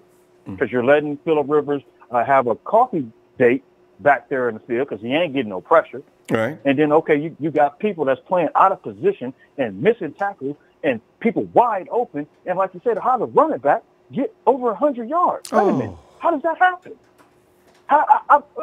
Okay, so obviously I'm extremely frustrated. Obviously, am I still a Niner fan? Of course. Red and gold doesn't matter. You know, that's why we got a right to get mad. But Undertaker, we got to stop right there, though. Okay, and, just let me give some quick shout outs and I'm out of here. Right. Shout out to my boy Sheik, Kenny Crazy Ass, Nighthawk, of course, and of course you. We got Razor, we got Mark. All you guys, stay up, man. This is Niner Empire. Sorry for taking someone on the call back. Y'all have a great afternoon leading into the night, man. We gonna get better, man. It's just we got to get rid of ourselves. We have to. It's just that time. We have to. So, all right, fam. Appreciate you back in, Undertaker. Man. Looking forward to you next time. You already know. I'm coming back. I'm coming back. Don't trip. Yeah. Have a good night. Thank you, sir. You as well. Yeah. And now we move to the great state of Virginia. And as you know by that bell, who could it possibly be? He's got all his stuff tonight. Teddy Swallow. Ese vato loco from the Empire Homes. Dennis Serrano. Hey, Trey from VA. Shh, wait. Shh, quiet. Finally. And I do mean Finally, brother Ronbo, how you doing? Oh, Trey. If I just the other thing you got to say, if we could stop. Oh no, the latter you love to hate. If we could just stop hearing about fundamental failure on a weekly basis, it sure would be nice. My, you know God. what? You know, shout out to him for bringing up some great points. But you know what tonight is, Ronbo? You know what it is? You ready for the installment? Monday. Yeah. Oh, good. No. I want to bring up a very special, because you know TNT used to do this back in the day. Yeah. I want to bring up a very special Niners Court version of Let Me Holla at You. So please, without further ado, sir. And now, a very special installment of Let Me Holla at You.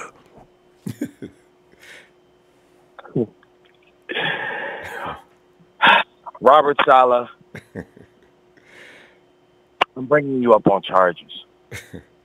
But first, Solomon Thomas, we are charging you with thievery, with theft, with stealing a paycheck. Your T-Rex arms hasn't gotten close to the quarterback. You're out here chasing down. That's not your fault. We'll get to Robert Saleh about that. But you're out here chasing down tight ends, running about a 4.4. But when it's time to get after the quarterback, you're running about a 5.4. We won't put up with it. Robert Saleh, you need to implore that first quarter game plan all game long. Robert, I saw 3 blitzes in the first quarter. That's probably 3 more blitzes than I've seen all season. Yeah. Would you agree? Yeah, I agree. Would you agree? I was shocked. Would you agree? I was wholeheartedly. I think fast linebackers, because that's what we have. Mm-hmm. I don't know why we drafted them if we were just going to let them, not even use their athleticism. Rushing quarterback. And actually, Ronbo, do you see what's going on with Patrick Mahomes tonight? You see what the Broncos are doing? They're playing tight man-to-man coverage. Do we have men on our defense, Ronbo? Maybe. It's questionable, but I think so. Damn it, I am tired of playing all of this passive zone. It is time to play some man-to-man and rush the quarterback. We are not good enough to sit back in our cover 3. Ronbo, can I ask you this? When is the last time you've seen an outside pass rusher even get close to Cassius Marsh? That experiment is over. Would you agree? It really is. He got close I'm sorry. 5 or 6 times. You've had a month. But never You've had a month of football. You've had a month of football. A month. Eric Armstead. You wanted to give him half a sack earlier. But you still have won 9 straight games, and I've been counting. Yes. Without a sack. I ain't going to defend him too hard. Oh, no. He's made me tired, too. I'm trading him. If anybody wants him, give me something. You got him. We got to go to the offense, Ronbo, because there's one thing that we have to. Can I get one more installment? One more installment on offense. Part 2. Let me holler at you. Kyle Shanahan, I am bringing you up on charges too, sir. You did the same thing in the Super Bowl. You got up by 2 scores and you stopped running the football. I don't know what that's about. I don't know why you continue to do this. We are not good enough as a team to throw the ball on first down. Repeatedly.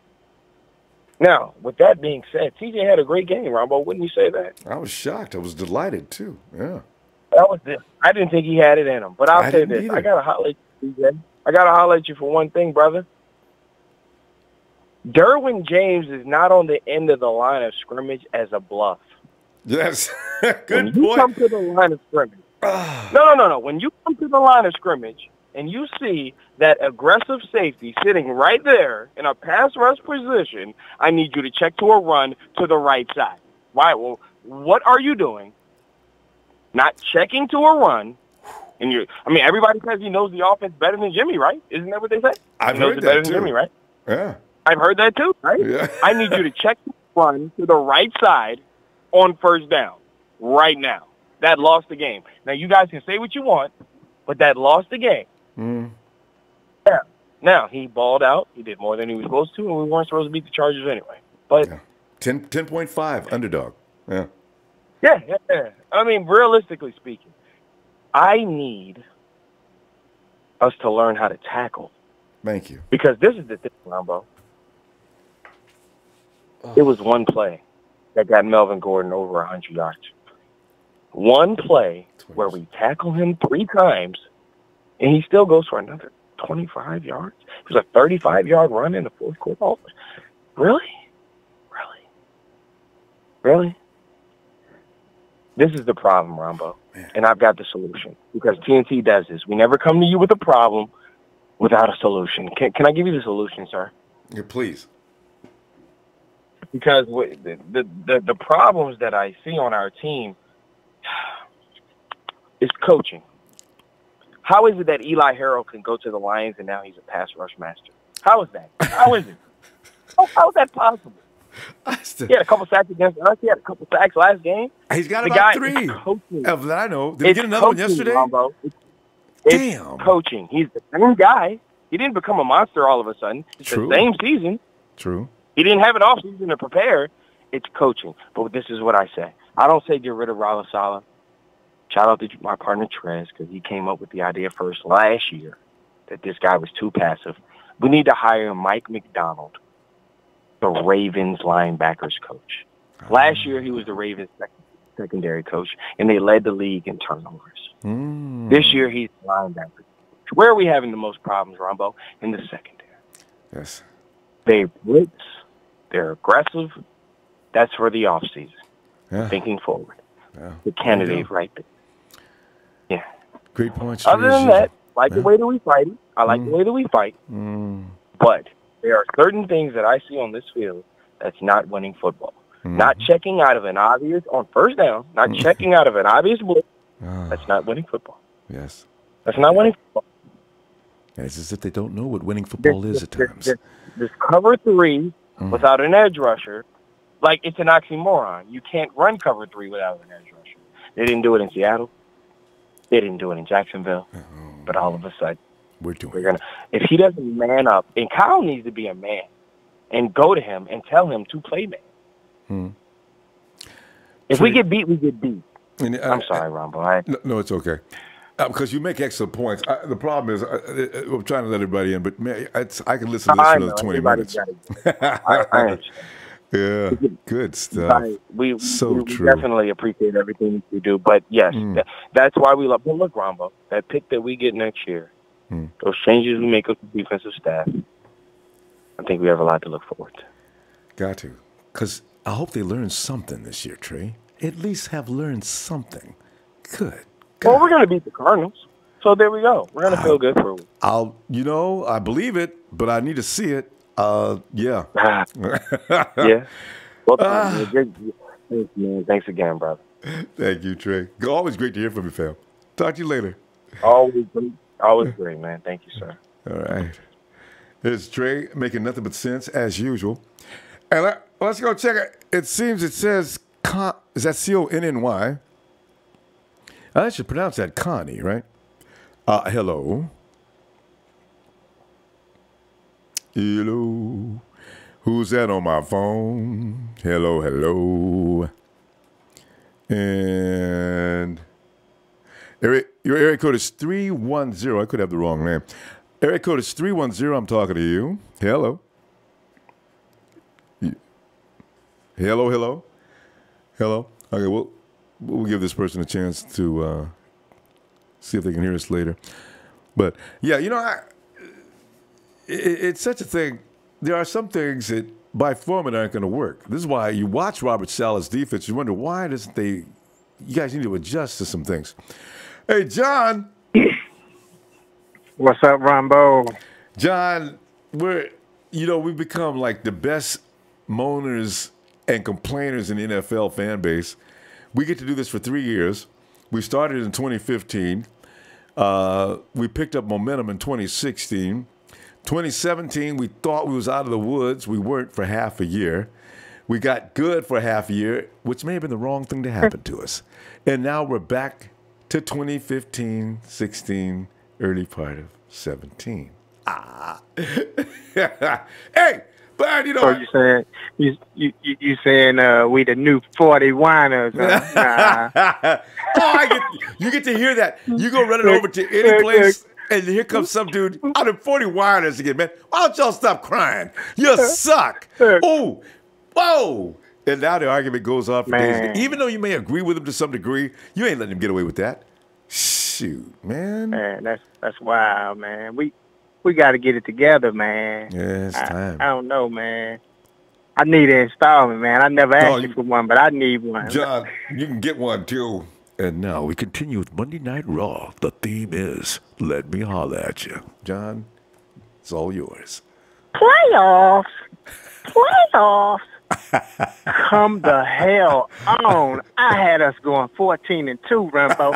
That was one of the games that I had down for us losing. Yeah, same here. I mean, not saying it like that, but that was a game that I had checked off that may give us some problems.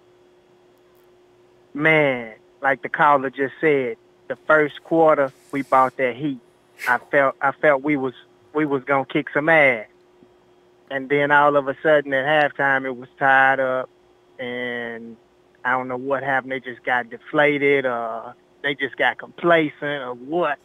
But it's all repetitious, Ronbo. Mm-hmm. How hard is it to run into somebody and wrap your arms around him? I don't understand what goes to their mind.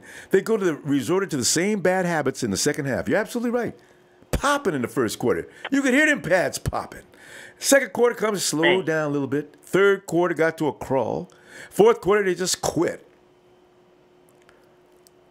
And where's Richard James? It's time for him to dress. Next week. I don't, man. Next week? Because Dante's not going to play next week. They got to have him now. Boy, we got to have him. He need to show up. He need to show out. You know, that's all he does. He don't know how to play any other way. I just hope Kyle calls his number. I mean, I felt Kyle called decent plays. It's just, the play where CJ got hit on the last possession, somebody got to block that guy. Even if it's no more than a chip block, John, you know what? Let me ask you about that play, though. Now, Trey just brought up a good point. Now, if he says, if you see Derwin James over there in the corner, obviously you need an audible in the other way. You ain't got to run right at him. You ain't got to, for God's sakes, don't throw at him, right? If your coach, if I know this, if I'm Kyle Shanahan, why don't I inform my quarterback, don't mess with him. Go the other way. Because James is an athletic freak. The dude leaps out the stadium every time he goes up. He runs 100 miles an hour, and with that size, he's scary. You can put him anywhere on the field, he's going to be dangerous. They had him in coverage, he was dangerous. CJ went in, threw at him, and got away with it, but it was scary. Why didn't that? I blame that on Kyle, the offensive lineman, and a lot of people. And I don't know if I can blame CJ. What do you think? I mean, to a certain degree, it's on Kyle because he called the play. I mean, we're not saying that he called it, but I mean that's a play that he called. So maybe CJ could have audibled out of it at the last second, but I mean, I'm looking at the film and I see Garcon pointing him out. So somebody saw him. So I mean, to some degree, somebody should have bumped into him or something. Even if it meant throwing that route out.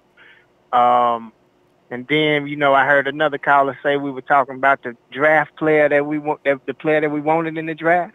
Mm-hmm. Mine would have been Marshawn Lattimore. That was so many people wanted Marshawn Lattimore too. And he made the Pro Bowl. Man, I was sick. Oh man. But it's all good, But that was really all I was calling to say, Ronbo. Man, we got to step it up, man. It's time for Salah to prove why he is the defensive coordinator, and if not, they need to move on. I mean, we don't need to get into another Greg Roman situation, where the coach don't want to tell the coordinator that he got to bounce. I mean, I know it was an offensive coordinator, but hey, I mean, it is what it is. Well, you know what though? John Lynch will not have a problem since him and Kyle, they think and work together. If John says, Kyle, I'm going to have to get rid of Robert. Now, if you don't want to do it, I'll do it. I can already see that conversation take place. So, but they can't do it until next year, though. You can't, in the middle of the season, do that unless you get an interim coach that's on the same staff so he can continue to run the same program and maybe call the plays a little different. But we got to wait till next year and learn another new defense. This is what I did not want to go through. But it looks like it's going to have to be that way unless something changes. Unless he start learning how to blitz. Yeah. And you can't just blitz on third down, man. No, you gotta, mix it up. When they know you coming, what's the point? John, we got to go. And I tell you what, man, John's always good to hear from you, though, fam. I tell you what, I'll be looking for you tomorrow. For sure, fam. For sure. All right, John. For sure, I'll be listening tomorrow, Ronbo. All right. Good night, man. Good night. I just realized something, too. You know why Salah's not going to get fired? Because John Lynch is going to take it upon himself to say, he did well with what he had to work with. We need an edge rusher. You're not going to get that defense to work without an edge rusher. Salah's going to guarantee you Salah's going to be with us next year. But he may have an edge rusher next year. I don't know where he's going to come from. Ziggy Ansah. Remember how we wanted badly? Ziggy Ansah's played about maybe a game so far. He's the same Ziggy I get hurt every other play Ansah. Pass. Good. Hey, it's El Segundo. Area code 310, hello. El Segundo, where I play my guitar and sing to all. Should I go on with this? Mida, Mami Linda. Oh, hey, El Segundo. Oh, hey, wait a minute, it's Jersey Joe. Jersey Joe's not El Segundo. JJ, what's up? Hey, Ronbo. All I got to say is this would have never happened if we would have picked up Tiger Woods. I'm out. Hey, I heard Tiger Woods could actually bench press 300 pounds. I think that was an urban legend or something. Somebody said that one time. I said, what? Tiger, he doesn't look like he's in a 300 club. But anyway. Is he? Did Jersey Joe really leave?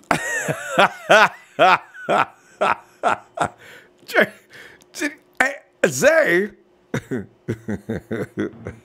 Ronbo. What's up, Zay? I see you still out here bleeding that red and gold, right? Oh, fam. That'll never change. Dead and go, man. That's why we got a right to talk about him. Huh? Oh, yeah, of course. Hey, despite what everybody is saying, defense, offense, at the end of the day, the fact still remains. We still had a drive to win this game. Yes. Still had a drive to win that game. Everyone we played so far, Zay, that's what's making everybody so damn mad. You guys go in there and donate games everywhere you go. Come on, Niners. Want it. Still Take had a it. drive. And I feel like if we had Joe Staley on that last drive, I think we would have did something with it. Right. He would have dealt with Derwin. Yeah. Yeah. That whole left side collapses when he got hurt. That's true. That's all the hits was coming from the left side. Yeah, because Gary Gilliam. They knew to attack that left side now. I'm like, that's probably why he abandoned the run game. At least he should have just ran right. Yeah. But, yeah. But then they wanted to collapse on that side, though, because they know the 49ers can't do nothing but run right, run right. Then the first quarter, the defense did come out and play. Almost cried. It wasn't an emotional time, wasn't it? They're playing defense. I don't believe this. Yeah. Like, I'm seeing Armstead not being sluggish. I was like, what? Give me more press coverage. And did you hear that popping? There was pops when they made hits. And the first quarter, pops. Oh, man. What? I was like, this is what we need. But then back in my mind, like, I bet you they fuck up. If there's a way to lose, they'll find it, right? Damn it. They fucked up. In the second quarter, when I seen that second quarter, I'm like, oh, shit. Here they come. Here come the mother boys. And it's the thing, though.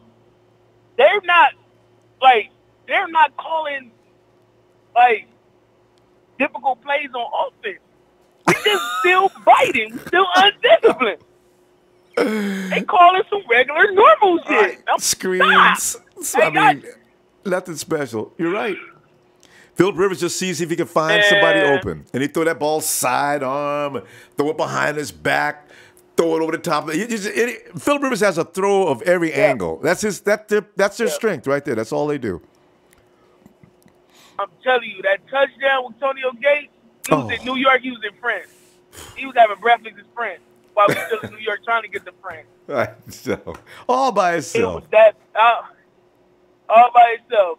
CJ, I told you CJ was going to do his thing. He's accurate. He reads. His progression is good. Yes. Yeah. He was a little nervous at the beginning, though, but he got through it. And he got over that. That's who he is, though. He hates losing. He hate, like George Kittle said in the post conference. He hates losing. Oh. He put his body on the line to try to win a game, and that's what I love about CJ. I always, ever since we drafted him, I watched him highlights from Iowa. I was like, he's gonna be something with development. Yeah, he's still developing too. He hasn't hit his ceiling yet. Yeah, he'll get better. He showed. Yeah, way better, and that's what I love about CJ. In the first half, what would irritate me, Breida wasn't getting too many carries. Like, Breida to have a big run. He had that huge run in the first quarter. Then they put in Alfred Morris in the first. On the goal line. I'm like, put that man Breida back in. Say, when did we lose Joe Staley? What quarter was it? Third. Oh, okay. Third. Yeah. Third. Because that's when that whole side started collapsing. That's when, and they was trying to hurt CJ too. They were pounding their body. They was driving their body into his body. They was trying to hurt my man. Yeah. Got a flag for it too. I enjoyed that. They was trying to hurt him. They knew he was. I told this Charger fan, he kept getting on me. I gonna lose. We gonna whoop y'all. We gonna whoop y'all. Called me at the end of the game. He like, yeah, we won. Yeah. I'm like, you what you think about DJ? He like, yeah. He like, I like DJ. Yeah, had you over there nervous. Zay, and does it make you wonder why we had so many guys with knee injuries? What was up with that? Were the Chargers out there playing dirty football? No. I that's think we low-key have a clumsiness. I think it's kind of clumsy. No. Like, once we do a juke, we don't land on our legs right, or we run into another person's knees and stuff like that. Like, defense kind of soft. Like, hey, guys, Zay, we got to stop, though. I'm going to tell you what, Zay. I'm going to get a chance. Get on back in tomorrow, man. We don't hear from you enough. Always good stuff. Oh, yeah, I have to, man. I need to vent. I need a place to vent, and you the platform for it, and I thank you graciously. Oh, you're so welcome, fam. All right, Zay. All right, man. Ronbo, I'll check you, man. I might tune in tomorrow. All right, looking for you, too. Have a great night. All right, keep bleeding that red and gold, man. I promise. I've been doing a Roberto taking it off in the middle of the show. All righty. Good night, Zay. Oh, all right, good night. Hey, Sean. Come on in, Sean. Yes, sir. Yeah. What's going on, buddy? Sean, we're still chewing on yesterday's cabbage because, the 49ers, I just hope they're feeling some of what's being said about them because, they like to ignore the media and everything that surrounds conversation outside of their own little world. But the things that people talk about Robert Saleh's defensive scheme, it's as accurate as it's going to get. I'll bet you get 7 out of 10 coordinators around the league would agree. Robert, you can't run the same thing all the time. You don't have an edge rusher. Stop forcing that issue and come up with some other stuff. Use a little creativity.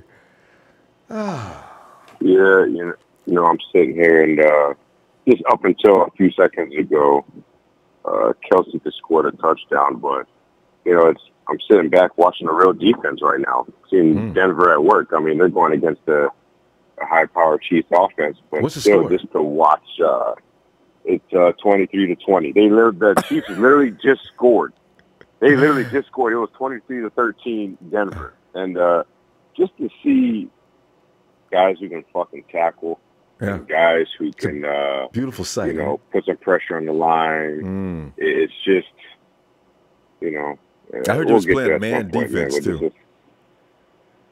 Yeah, and wow, it really. Look, I watched the game again today, and then now I'm sitting back watching this game. There's no way we should be this far behind in where we are with our level of play. There's no way. We shouldn't be this far behind, and it's disgusting, it's sickening, but and things are going to change. One thing, we were all talking shit about the Rams in the beginning of the preseason, how they were fucking going for home runs.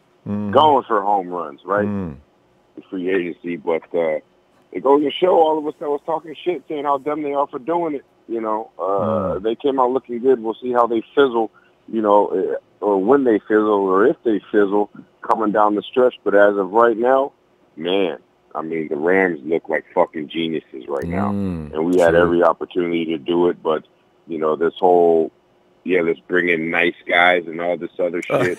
That's good. You need some nice guys. You need some nice guys on the team. You need some nice guys on the team. But, exactly. You need like 2 or 3 nice guys. That's the kicker and the punter. You know what I mean? Those are the guys that you need to be nice. The rest of the guys need to be fucking animals. Those are the only 2 nice guys we should have on the field, and we got too many of them. So I hope next year, I hope this is a fucking lesson and a slap and a kick to the nuts to John Lynch to go out there and make some fucking moves. And here's the thing. I know we like to say John Lynch is, he's a mastermind. He's all these things. Not John really. Lynch? Richard Sherman fell at, Richard Sherman, listen to me. Richard Sherman fell into their lap. Jimmy Garoppolo fell into their lap. Yep. I haven't seen anything where I was like, wow, this is fucking miraculous. Yeah, good They got point. lucky on a couple, and they're fucking riding that wave. And no, man, I mean, look, John Lynch, step it up, man. Grab your nuts, go out here and fucking make some moves next year. Just go out there and do it, man. Look, man, just go for it. The Rams did it, man. They're all in right now. And you know what? I'm gonna keep it real. I know a lot of people say, yeah, but we hurting ourselves for the fuck that. I wanted to see something this year. I would. Fuck it. Let's go in all in next year. I'm not worrying about this future bullshit. Because we can work our way out of it. We got a mastermind money man who can get us out of shit, and I believe it can get done. Make some moves next year, man. Don't be scared of it. Don't hope that something's going to fall in your fucking lap, man. I'm going to tell you right now, the Rams went all in, and they're looking fucking good, man. They're looking good. And all the shit we was talking about, all the bad decisions they were making, them boys is getting after it, and look where we're at, sitting at 1-3, looking like fucking clowns. Over and out. No. So true, Sean. All right. Did Sean bail on us? Yeah. Everybody's got it. Sean?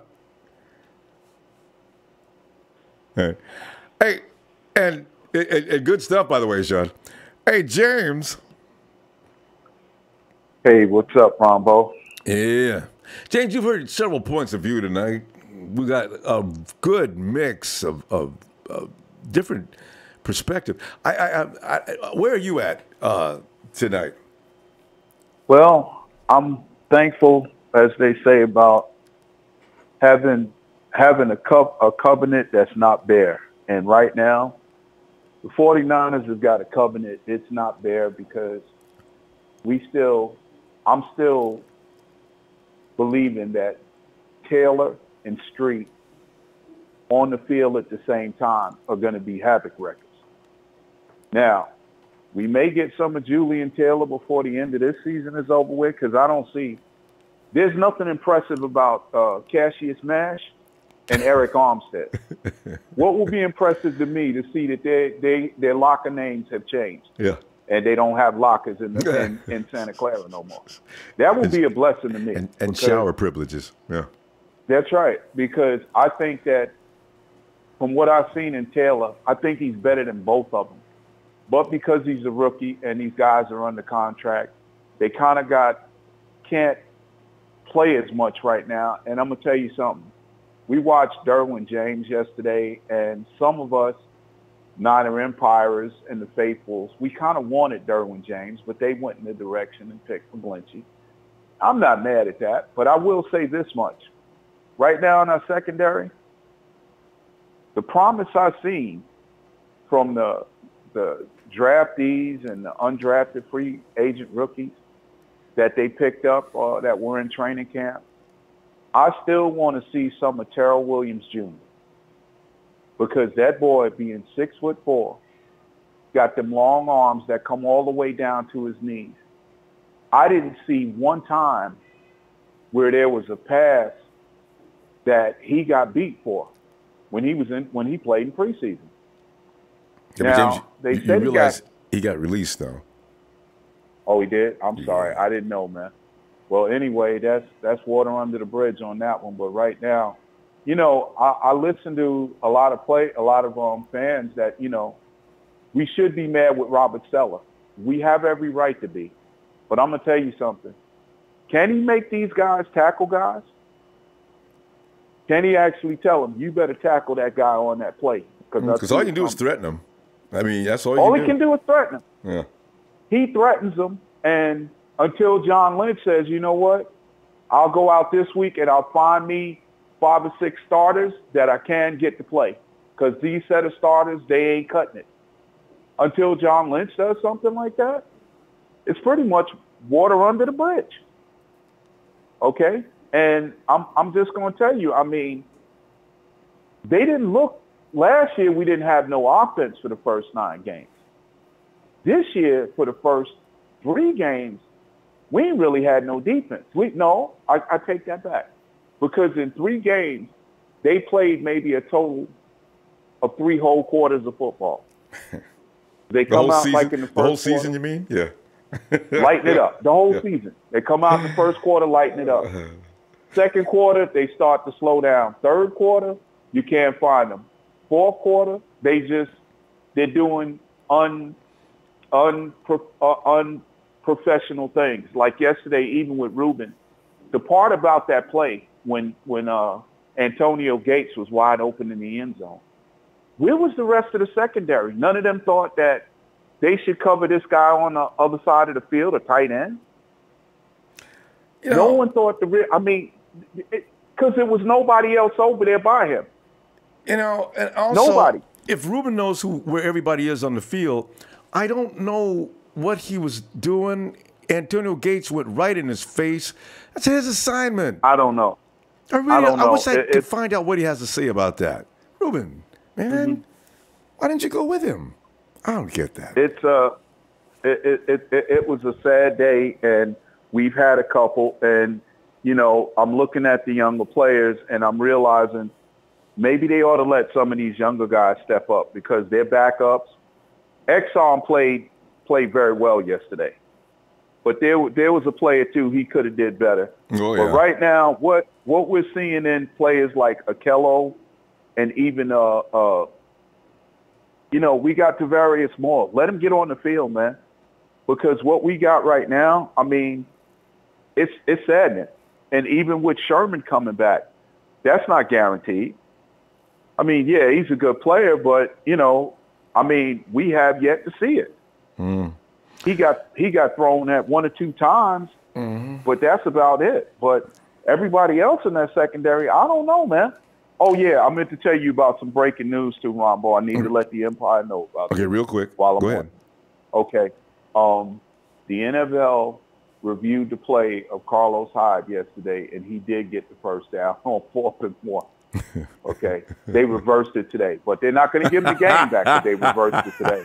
So somebody clap their hands for Carlos, you know? No, why don't even call and tell me this? You know, I mean, if we're not going to give the play yesterday, then they should not even think about it. The NFL shouldn't even say anything. Apologize and go. It's too late. What would it do any better the day after?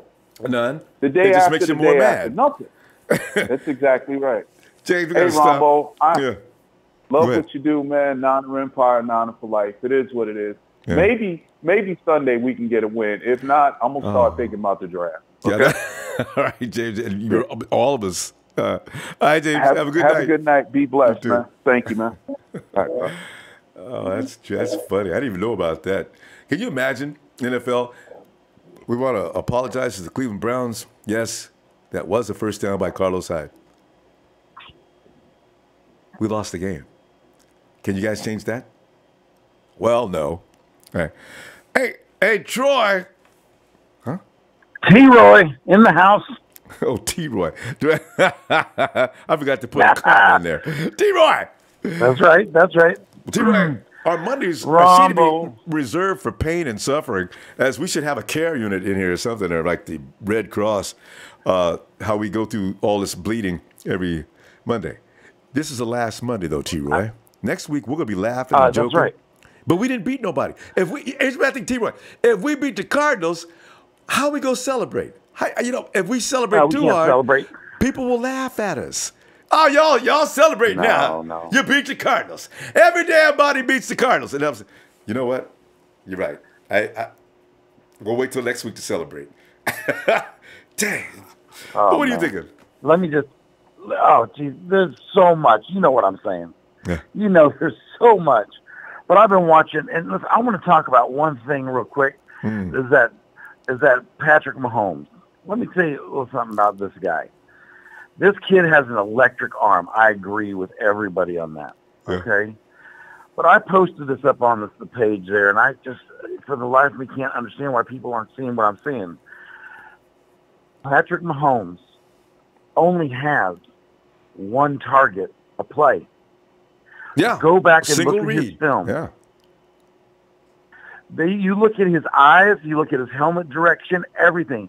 He comes out, he's only got one guy. And this is the genius of Andy Reid. Mm-hmm. He knows this kid needs time to develop, but he knows this kid has an electric arm. So Andy Reid takes all the questions out of the room for him and says, "Hey, bud, you ain't going to do anything but throw to where I want you to throw. I'm designing this. Look, we're going against zone." The other day, I saw a pass thrown to a wide receiver we were playing against. 49ers playing zone, and the quarterback hit him right in the middle of the zone. Yeah, always. And I'm like, how is that happening? But with Mahomes, he's getting found out right now. The Broncos are tearing him up, or at least winning at this point. He may still pull it off, but he only has one target. Look at his eyes. His head never swivels.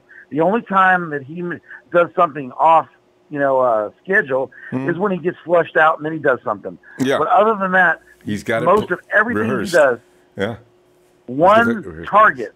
And all the other stuff is nothing but smoke and mirrors to make the defense honest.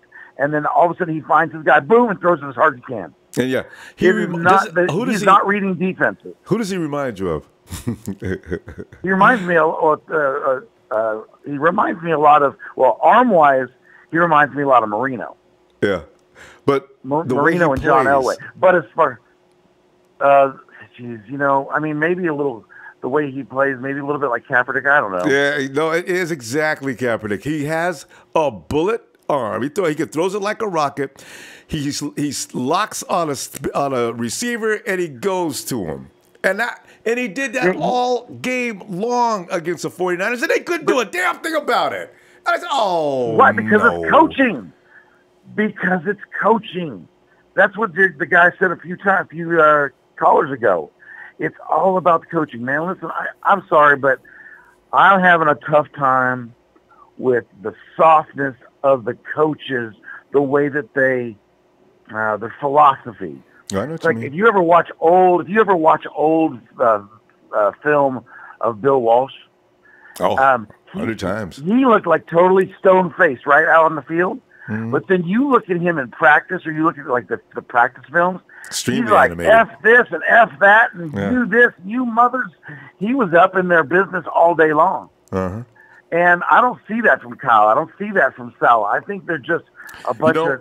Don't get me wrong. But no. I think Kyle is like that. From what I heard, he was all over Kendrick Bourne, something vicious when he first came. Kendrick Bourne had the nerve to come in late to a meeting. Kyle tore his asshole open. So really Kyle can get that way. He's not that way all the time, but if you mess with him, if you make him mad, he'll let you know, from what I heard. So yeah. I guess where I'm going with that Mahomes thing though is look, Kyle is a great offensive coordinator, right?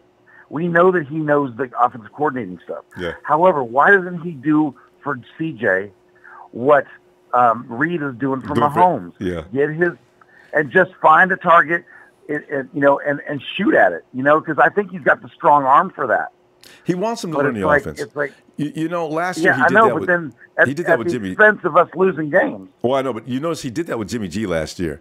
Everything you saw G do was rehearsed. When you saw him leave the pocket, though, he was on his own.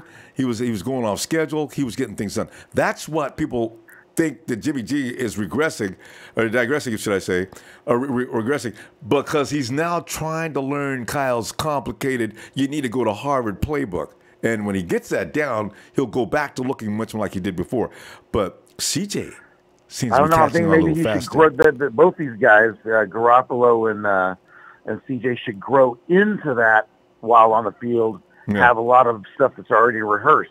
So they're growing into it. Not that we're going to make you do all of it now and take the pain. Why don't you let T-Roy, we got to go, though, but it takes too long. You actually have to go through this.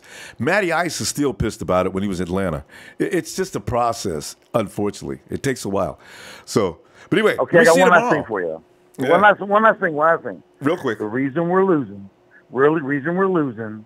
is because Namin had not been serving up no wings and fried rice. I ain't heard no wings, no fried rice. My boys are hungry. They're just starving to death. They ain't getting no wings and fried rice. They'll get it. So meow. All right, fam. I'll see you tomorrow. I'll see you later, man. All right. Bye. And it's my boy Daniel Serrano. He says, it's simple. Some people just don't have the drive, the passion to be a leader, to go above and beyond, to be that impact team player. Sad, but true. DS, thanks for the contribution. But you know what, man? You should be able to weed these dudes out. When you see them at the front door, coming through the door, man, I sit them down and have a conversation with them. I should be able to see that in this guy. Don't let him in. Don't put him in a uniform. Just say, well, listen, thanks. And here's for your validation parking. And we'll call you back if nothing changes from today. And let that be it. Don't bring him in. Uh-oh. Here he comes. It's Monday night. Well,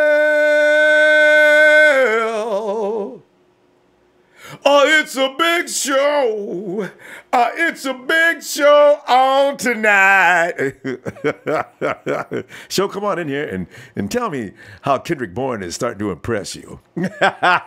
I'll sip to that. Who? Yeah. Who? Yeah. What's his name? Yeah. I should have known show was gonna be ready for me. Mr. being late for a meeting and missing a route in a critical drive that could have won us a game in Minnesota. Well, now you got me there. That's a good Chargers, point. Mr. Kendrick Bourne, who the Chargers had no game plan for and only had 34 yards and a lucky touchdown pass, whose team gave up 104 points in the last 3 games. He doesn't. Hey, wait, Joe. He doesn't play defense. No, I'm saying though. Yeah. Which brings me to my next point. The Chargers, they gave up 104 points before we played them, and after we played them, they gave up 130 more points total. How in the hell do we lose against a team like that who is easy to score on? Well, how? And don't tell me it's a lack of tackling because I already know our defense. No, Garrett Selleck put grease on his hands. I think the Chargers paid him off. He's standing right there on the goal line. If Garrett Selleck catches the ball, all he's got to do, as big as he is, all he's got to do is fall backwards and he falls into the end zone. No. Clink, boink, into the defender's hands. It's as they rehearsed that play. God, man. Well, this has happened multiple times with Garrett Selleck, and we know how Trent Baalke loves players who like to drop balls and are weak-ass tacklers and have a bunch of knee issues. You know, blame him on Kyle, too, because Kyle had a chance. He could have got rid of him. You know who I really wanted, Show? I'll tell you the truth. People hate me for this, but I wanted a tight end combination of George Kittle, of course, and the guy that everybody hates, Vance McDonald. Those two together would have been just outrageously good. McDonald wasn't catching the ball until Blaine Gabbert came. I think it had something to do with the delivery. So I'm pretty sure Jimmy G would have made him a star last year too.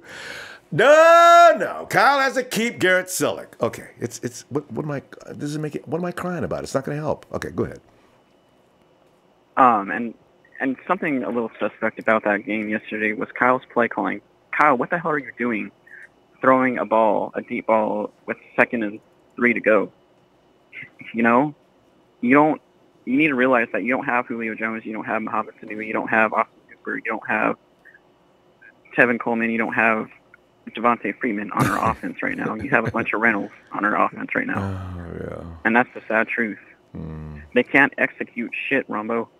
This is what I've been screaming about and what Sean has eloquently put tonight and your last caller from last night on your last night show is we have got to sign players who know how to fucking execute an NFL offense. You cannot rely heavily on rookies at all who are not even fully developed into NFL players right now. It's great. It looks great, yeah, on paper, but in reality, they have no experience whatsoever, just like our coach and our GM. But it's starting to show. You can't have 53 guys, all vets. I mean, what are you going to do? No, I'm aware of that.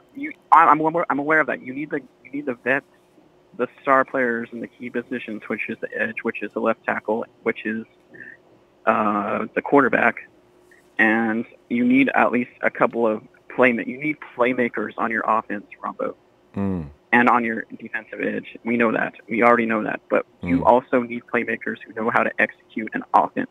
And right now, we do not have that. We lost because either these players are idiots and don't know how to understand a playbook, or they just don't have it in them to win. One of the two. I don't know. You'd have to extend more than 2. You'd have to come up with about 5. But the thing is, I understand your point. You need veterans in certain positions. They're going to be. I don't know that their comprehension level would be so much higher. That's my only thing to contend on that. And would they be able to execute any better? Some guys are kind of like we brought in players who would quote unquote understood and knows Kyle Shanahan's system, and they're not working out for us, Ronbo. They're not. Well, they can't execute for shit. There was some that, there's others that came in and we got a couple of guys. Look at George Kittle. There's a rookie. He's not having any problem with it. Look at CJ. CJ seems to be catching on in this book kind of quick. He's also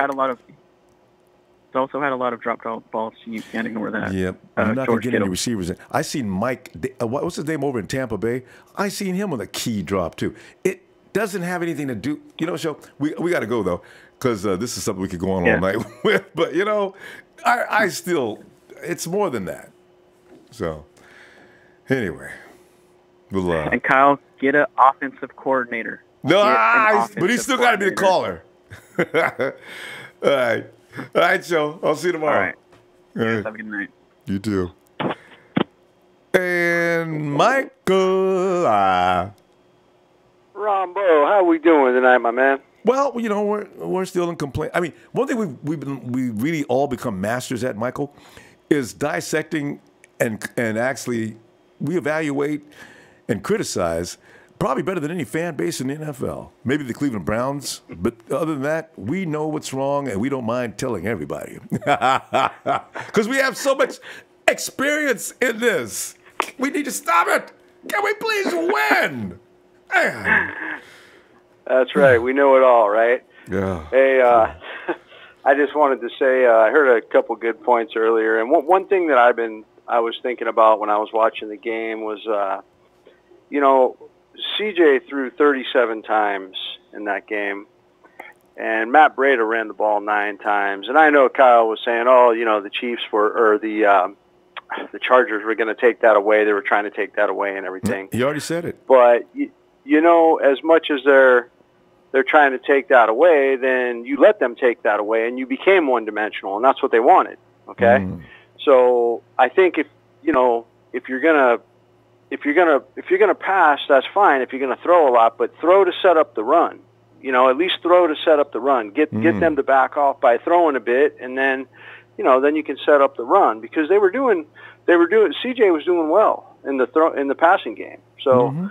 I mean, they were doing that, so I can't see how San Diego was taking away the run the whole game. You know, and how they're going to combat that?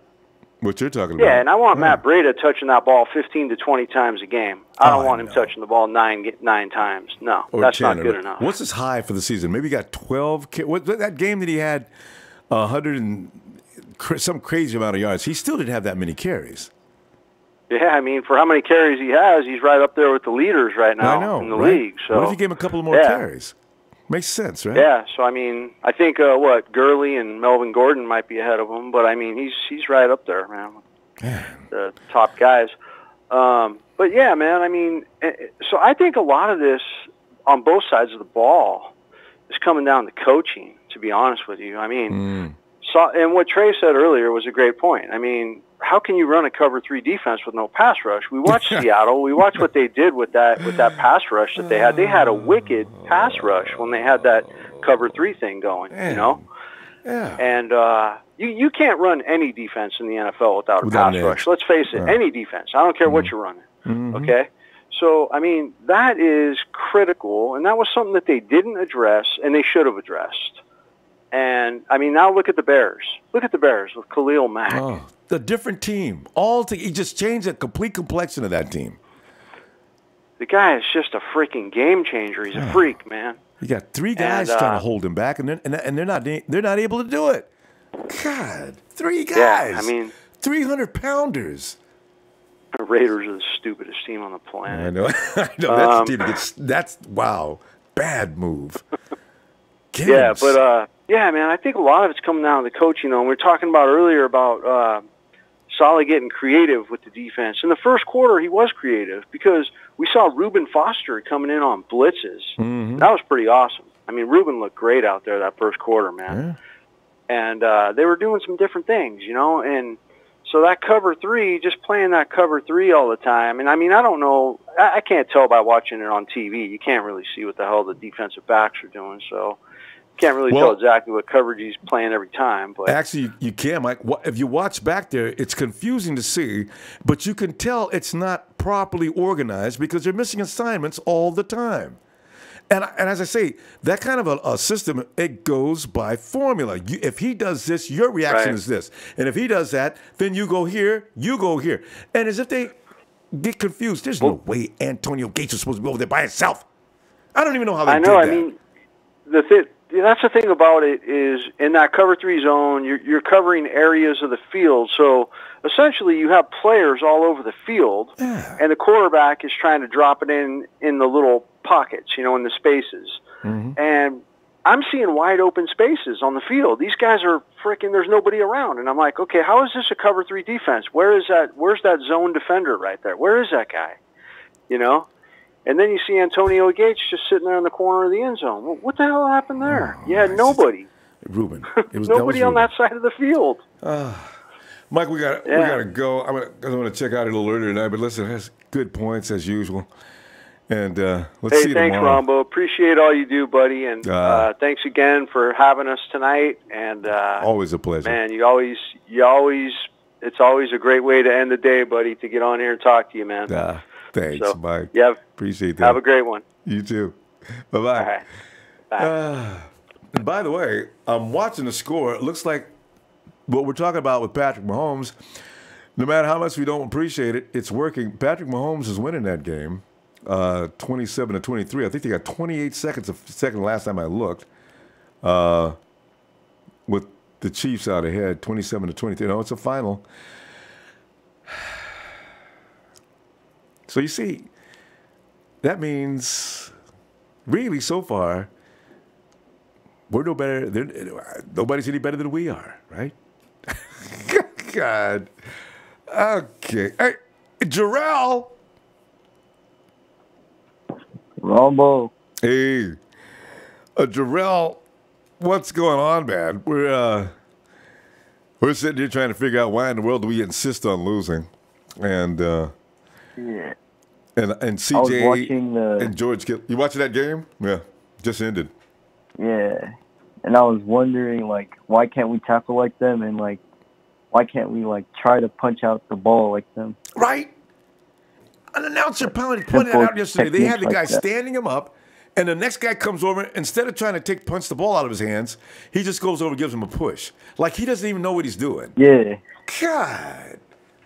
And yeah, I see that from DJ Reed a lot.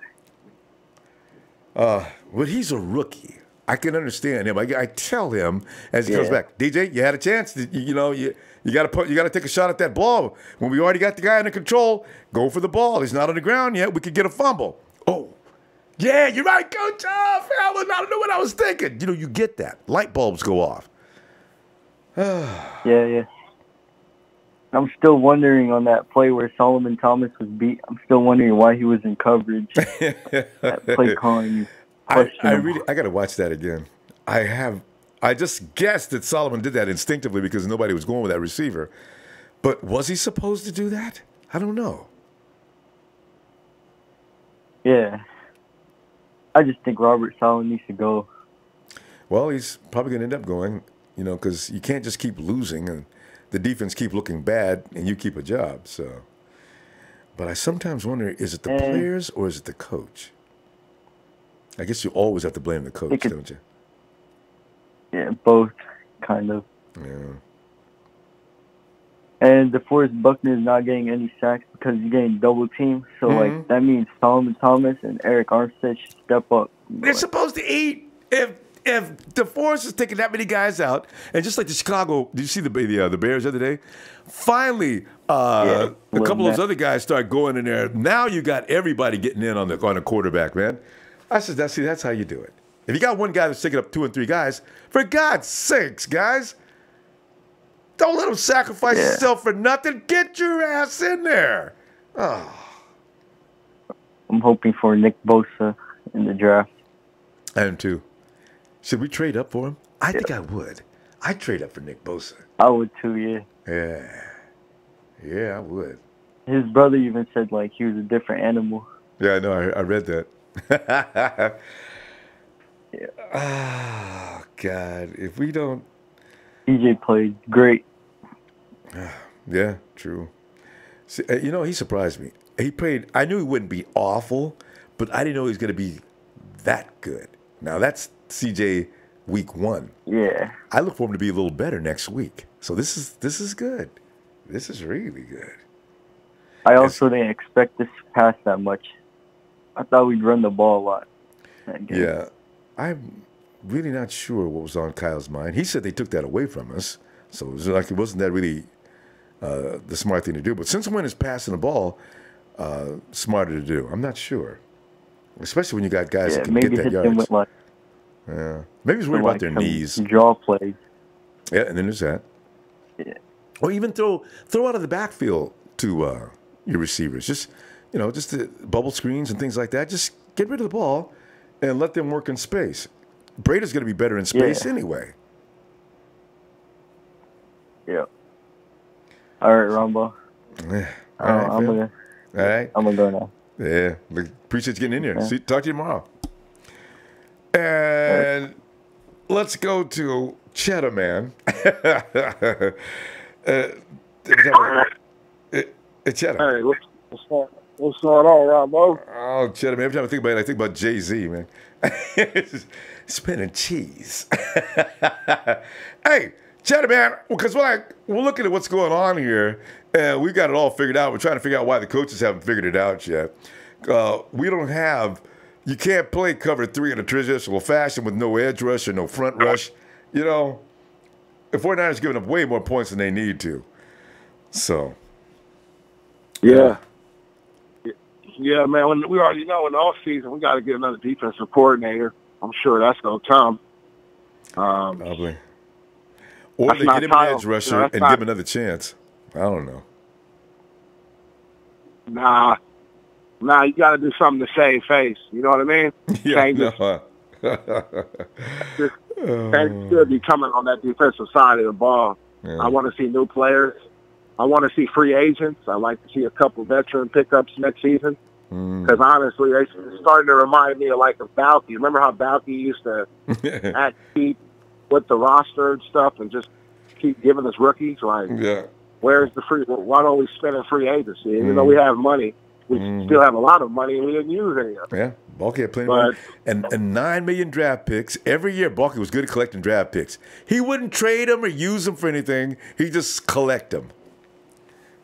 Yeah. So, you know, I don't know. It's almost like I don't know. They tell us that they was expecting to win, but then you go out and you knew that our biggest issue was getting to the quarterback. So all you do is you go out and get us Jeremy Atachu, but you cut him. You know I mean? There's the move of the year. Did you love that one? Yeah. I mean, I really looked at Atachu and I was like, maybe this guy can come over and give us some pressure off the edge, but they cut him. And he cut what's his name? He went to Detroit. He getting sacks now in the NFL. Actually, do you understand that? What's his name? Eli, I can't play until I get to Detroit Herald. Yeah, man. So I just think that the callers are right. It got to be the coaching, man. So that was sort of what my call was, man. That maybe Kyle needs to get a better coaching staff in here with him, man. You know, or even he needs an offensive coordinator too. He does, man. Because a lot of people think so. I don't want anybody but him calling the plays, but yep, he needs an assistant to take a lot of that stuff off his plate and get your butt up in the booth during the game and call down on the field from there. So, you know. I'll tell you this, man.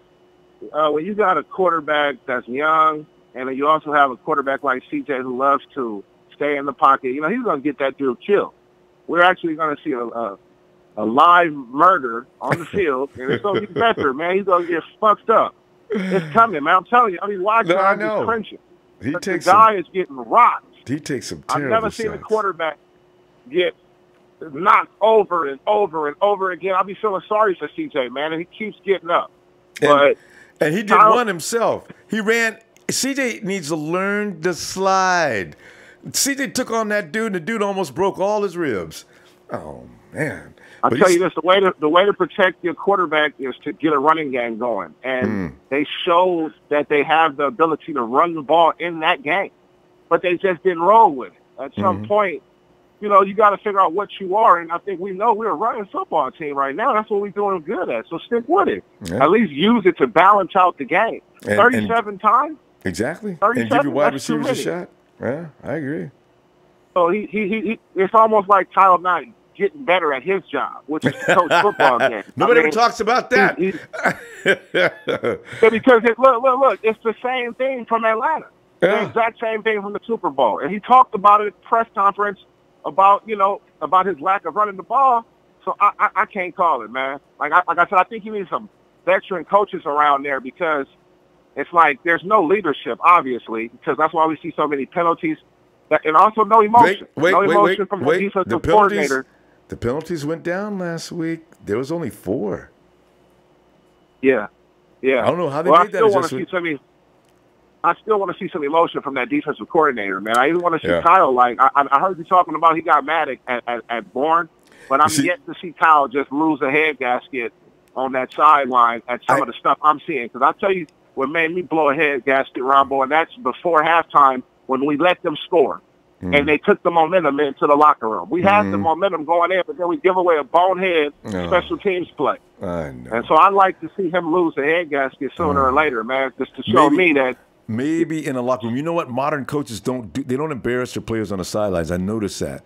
And when the ones that do that, they get a lot of problems. So you take them in the locker room and you embarrass them. I got a feeling Kyle is like that. Because you see how he jumps on those referees? Kyle has no problem expressing himself. But anyway, man, we got to go. Let me see, Cheddar, man. Hey, hold on, Rama. Let me say one more thing. Real quick. Yeah, real quick. Victor Bolden. Yeah. He's coming back. What are we going to do? I wonder. They'll probably look at him in practice during the week. If somebody that's on the edge is lagging, Victor gets a job. I bet that's what happens. That's just my guess. Well, I think it's Trent Taylor, man. Maybe give him like a little injury or something. Let him sit down. You know. But the IR? Because honestly, he didn't look that good, man. That one play where he got tackled from that play, almost seemed like he could have went for an extra yard, but he didn't do it. So I was like, man, maybe he's not fully healthy. He's a little slow up this year. Man. All right. Yeah. All right, fam. Let me see the ball because I got a few more. All right, fam. Have a good night. Okay, boss. Yeah. You too. Thanks. And quickly we go to Latino Heat. Oh, Ronbo, you know I had to make my entrance so today. I seen these last 3 weeks. So I said, nah, today's gotta be the day. Man, Lorenzo, gotta man. be the day that I tell Ronbo. We need a better teacher on defense. We need a better teacher on defense. That's something. Who can teach fundamental. Who can teach fundamental football. Because I swear to my 8-year-old can tackle better than that. But see, Lorenzo, that's what I'm saying. I mean, these are guys that have been playing football for years. Why they need to have fundamental teaching? They should have never got drafted. I don't bring nobody in here. It's like you go into college, but you didn't graduate kindergarten. Now, how you go do? You're going to fail. See, that's just the thing I'm having a problem with. Dudes that are out there not wrapping up, this is not the first time they played tackle. I would give warnings and write out slips. Okay, first I'm going to give you a white slip, and then I'm going to give you a blue slip. And if you see a red slip in your locker, pack your stuff, go to the front office, pick it up, and say goodnight. I'm not going to keep telling guys that have been playing football for 10 years or 15 years how to tackle. I mean, if you need some instruction, I'm here for you. But if I teach you this today and you go out there and do that tomorrow, I'm not putting up with that. You got to put your foot down is the problem. That's the thing. So I'll see what they handle it this week, because that's another sorry effort. Man. Yeah, and also I want to see Cal get a better training staff. Because too many freaking injuries every week. Too many injuries that don't need to be happening. One quick positive note. One quick positive note. Go ahead. DJ, you got some major cojones on that. Yeah. That shit he took. That's a major cojones right there. Oh man, he should. He really wanted to win that game. Yeah. See, CJ, he could have been an MMA fighter, a middleweight fighter. Man, but CJ can take some beating, boy, and keep right on playing like nothing happened. Doesn't lose, doesn't get scared, still stands there in that pocket, still firing. Dude damn near killed him. Derwin James coming in there like that. CJ got up, dusted himself off. Let's go, I'm still here. I said, look at CJ, man. Damn, see. He jumped out of that blue tent like, okay, where's my helmet? Let's go. Yeah, I'm just letting you guys do this because it's required, but hurry up. It's funny though. Like, never ever put concussion. Yeah. I mean, one thing I do got to say about Jimmy G, he's my quarterback. I love him, but I think that big old fat chick that he got at the off season got a little bit into his head. And he relaxed. So hopefully next year when he comes back with that fire. Like, okay, yeah, just one hit took my whole season away. Where's my Super Bowl ring? It wasn't him. It was him trying to run, and he somehow got his leg the wrong way, and it twisted, and the knee went out. What are the odds? Damn. Yeah. But that's what I'm saying. I want to see Kyle get a better training staff. Period. Too many damn injuries for no reason. No reason. Scary. Either they're not lifting enough, they're not lifting weights enough, or in the locker room BSing. Can you imagine going there and see what's going on, and they're playing cards? Hey, that's what you guys' problem is now. So, hey, no telling. It's crazy like that, Ronbo. That's why I had to. Like, today is the day. I seen enough for these three games where even the Minnesota game could have been won. Yes. If we just get down to fundamental football and don't let them get out of the way. Catch the ball. Tackle. Catch the ball. Tackle. Whew, man. That's why I was like, man. Good to hear from you, but you don't have to wait until these moments to get back. Get back sooner. We got to go now. Yeah. Oh, well. All right, bro. Yeah. See you tomorrow, fam. Yeah. All right, for sure. I'll be back tomorrow, though. I'll be looking for you, too. Take it easy, All right. man. Go down You, there. too. Yeah. Hey, man. Give me a nice send-off. Yeah. The way it needs to be done.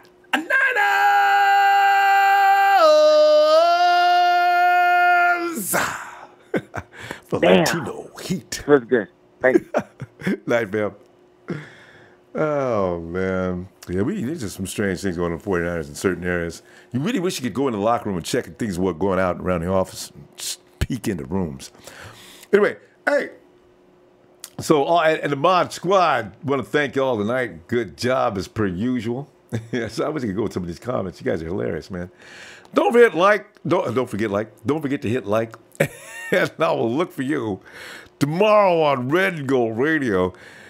And unfortunately, Patrick Holmes won another game.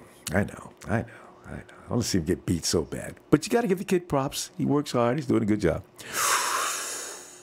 Night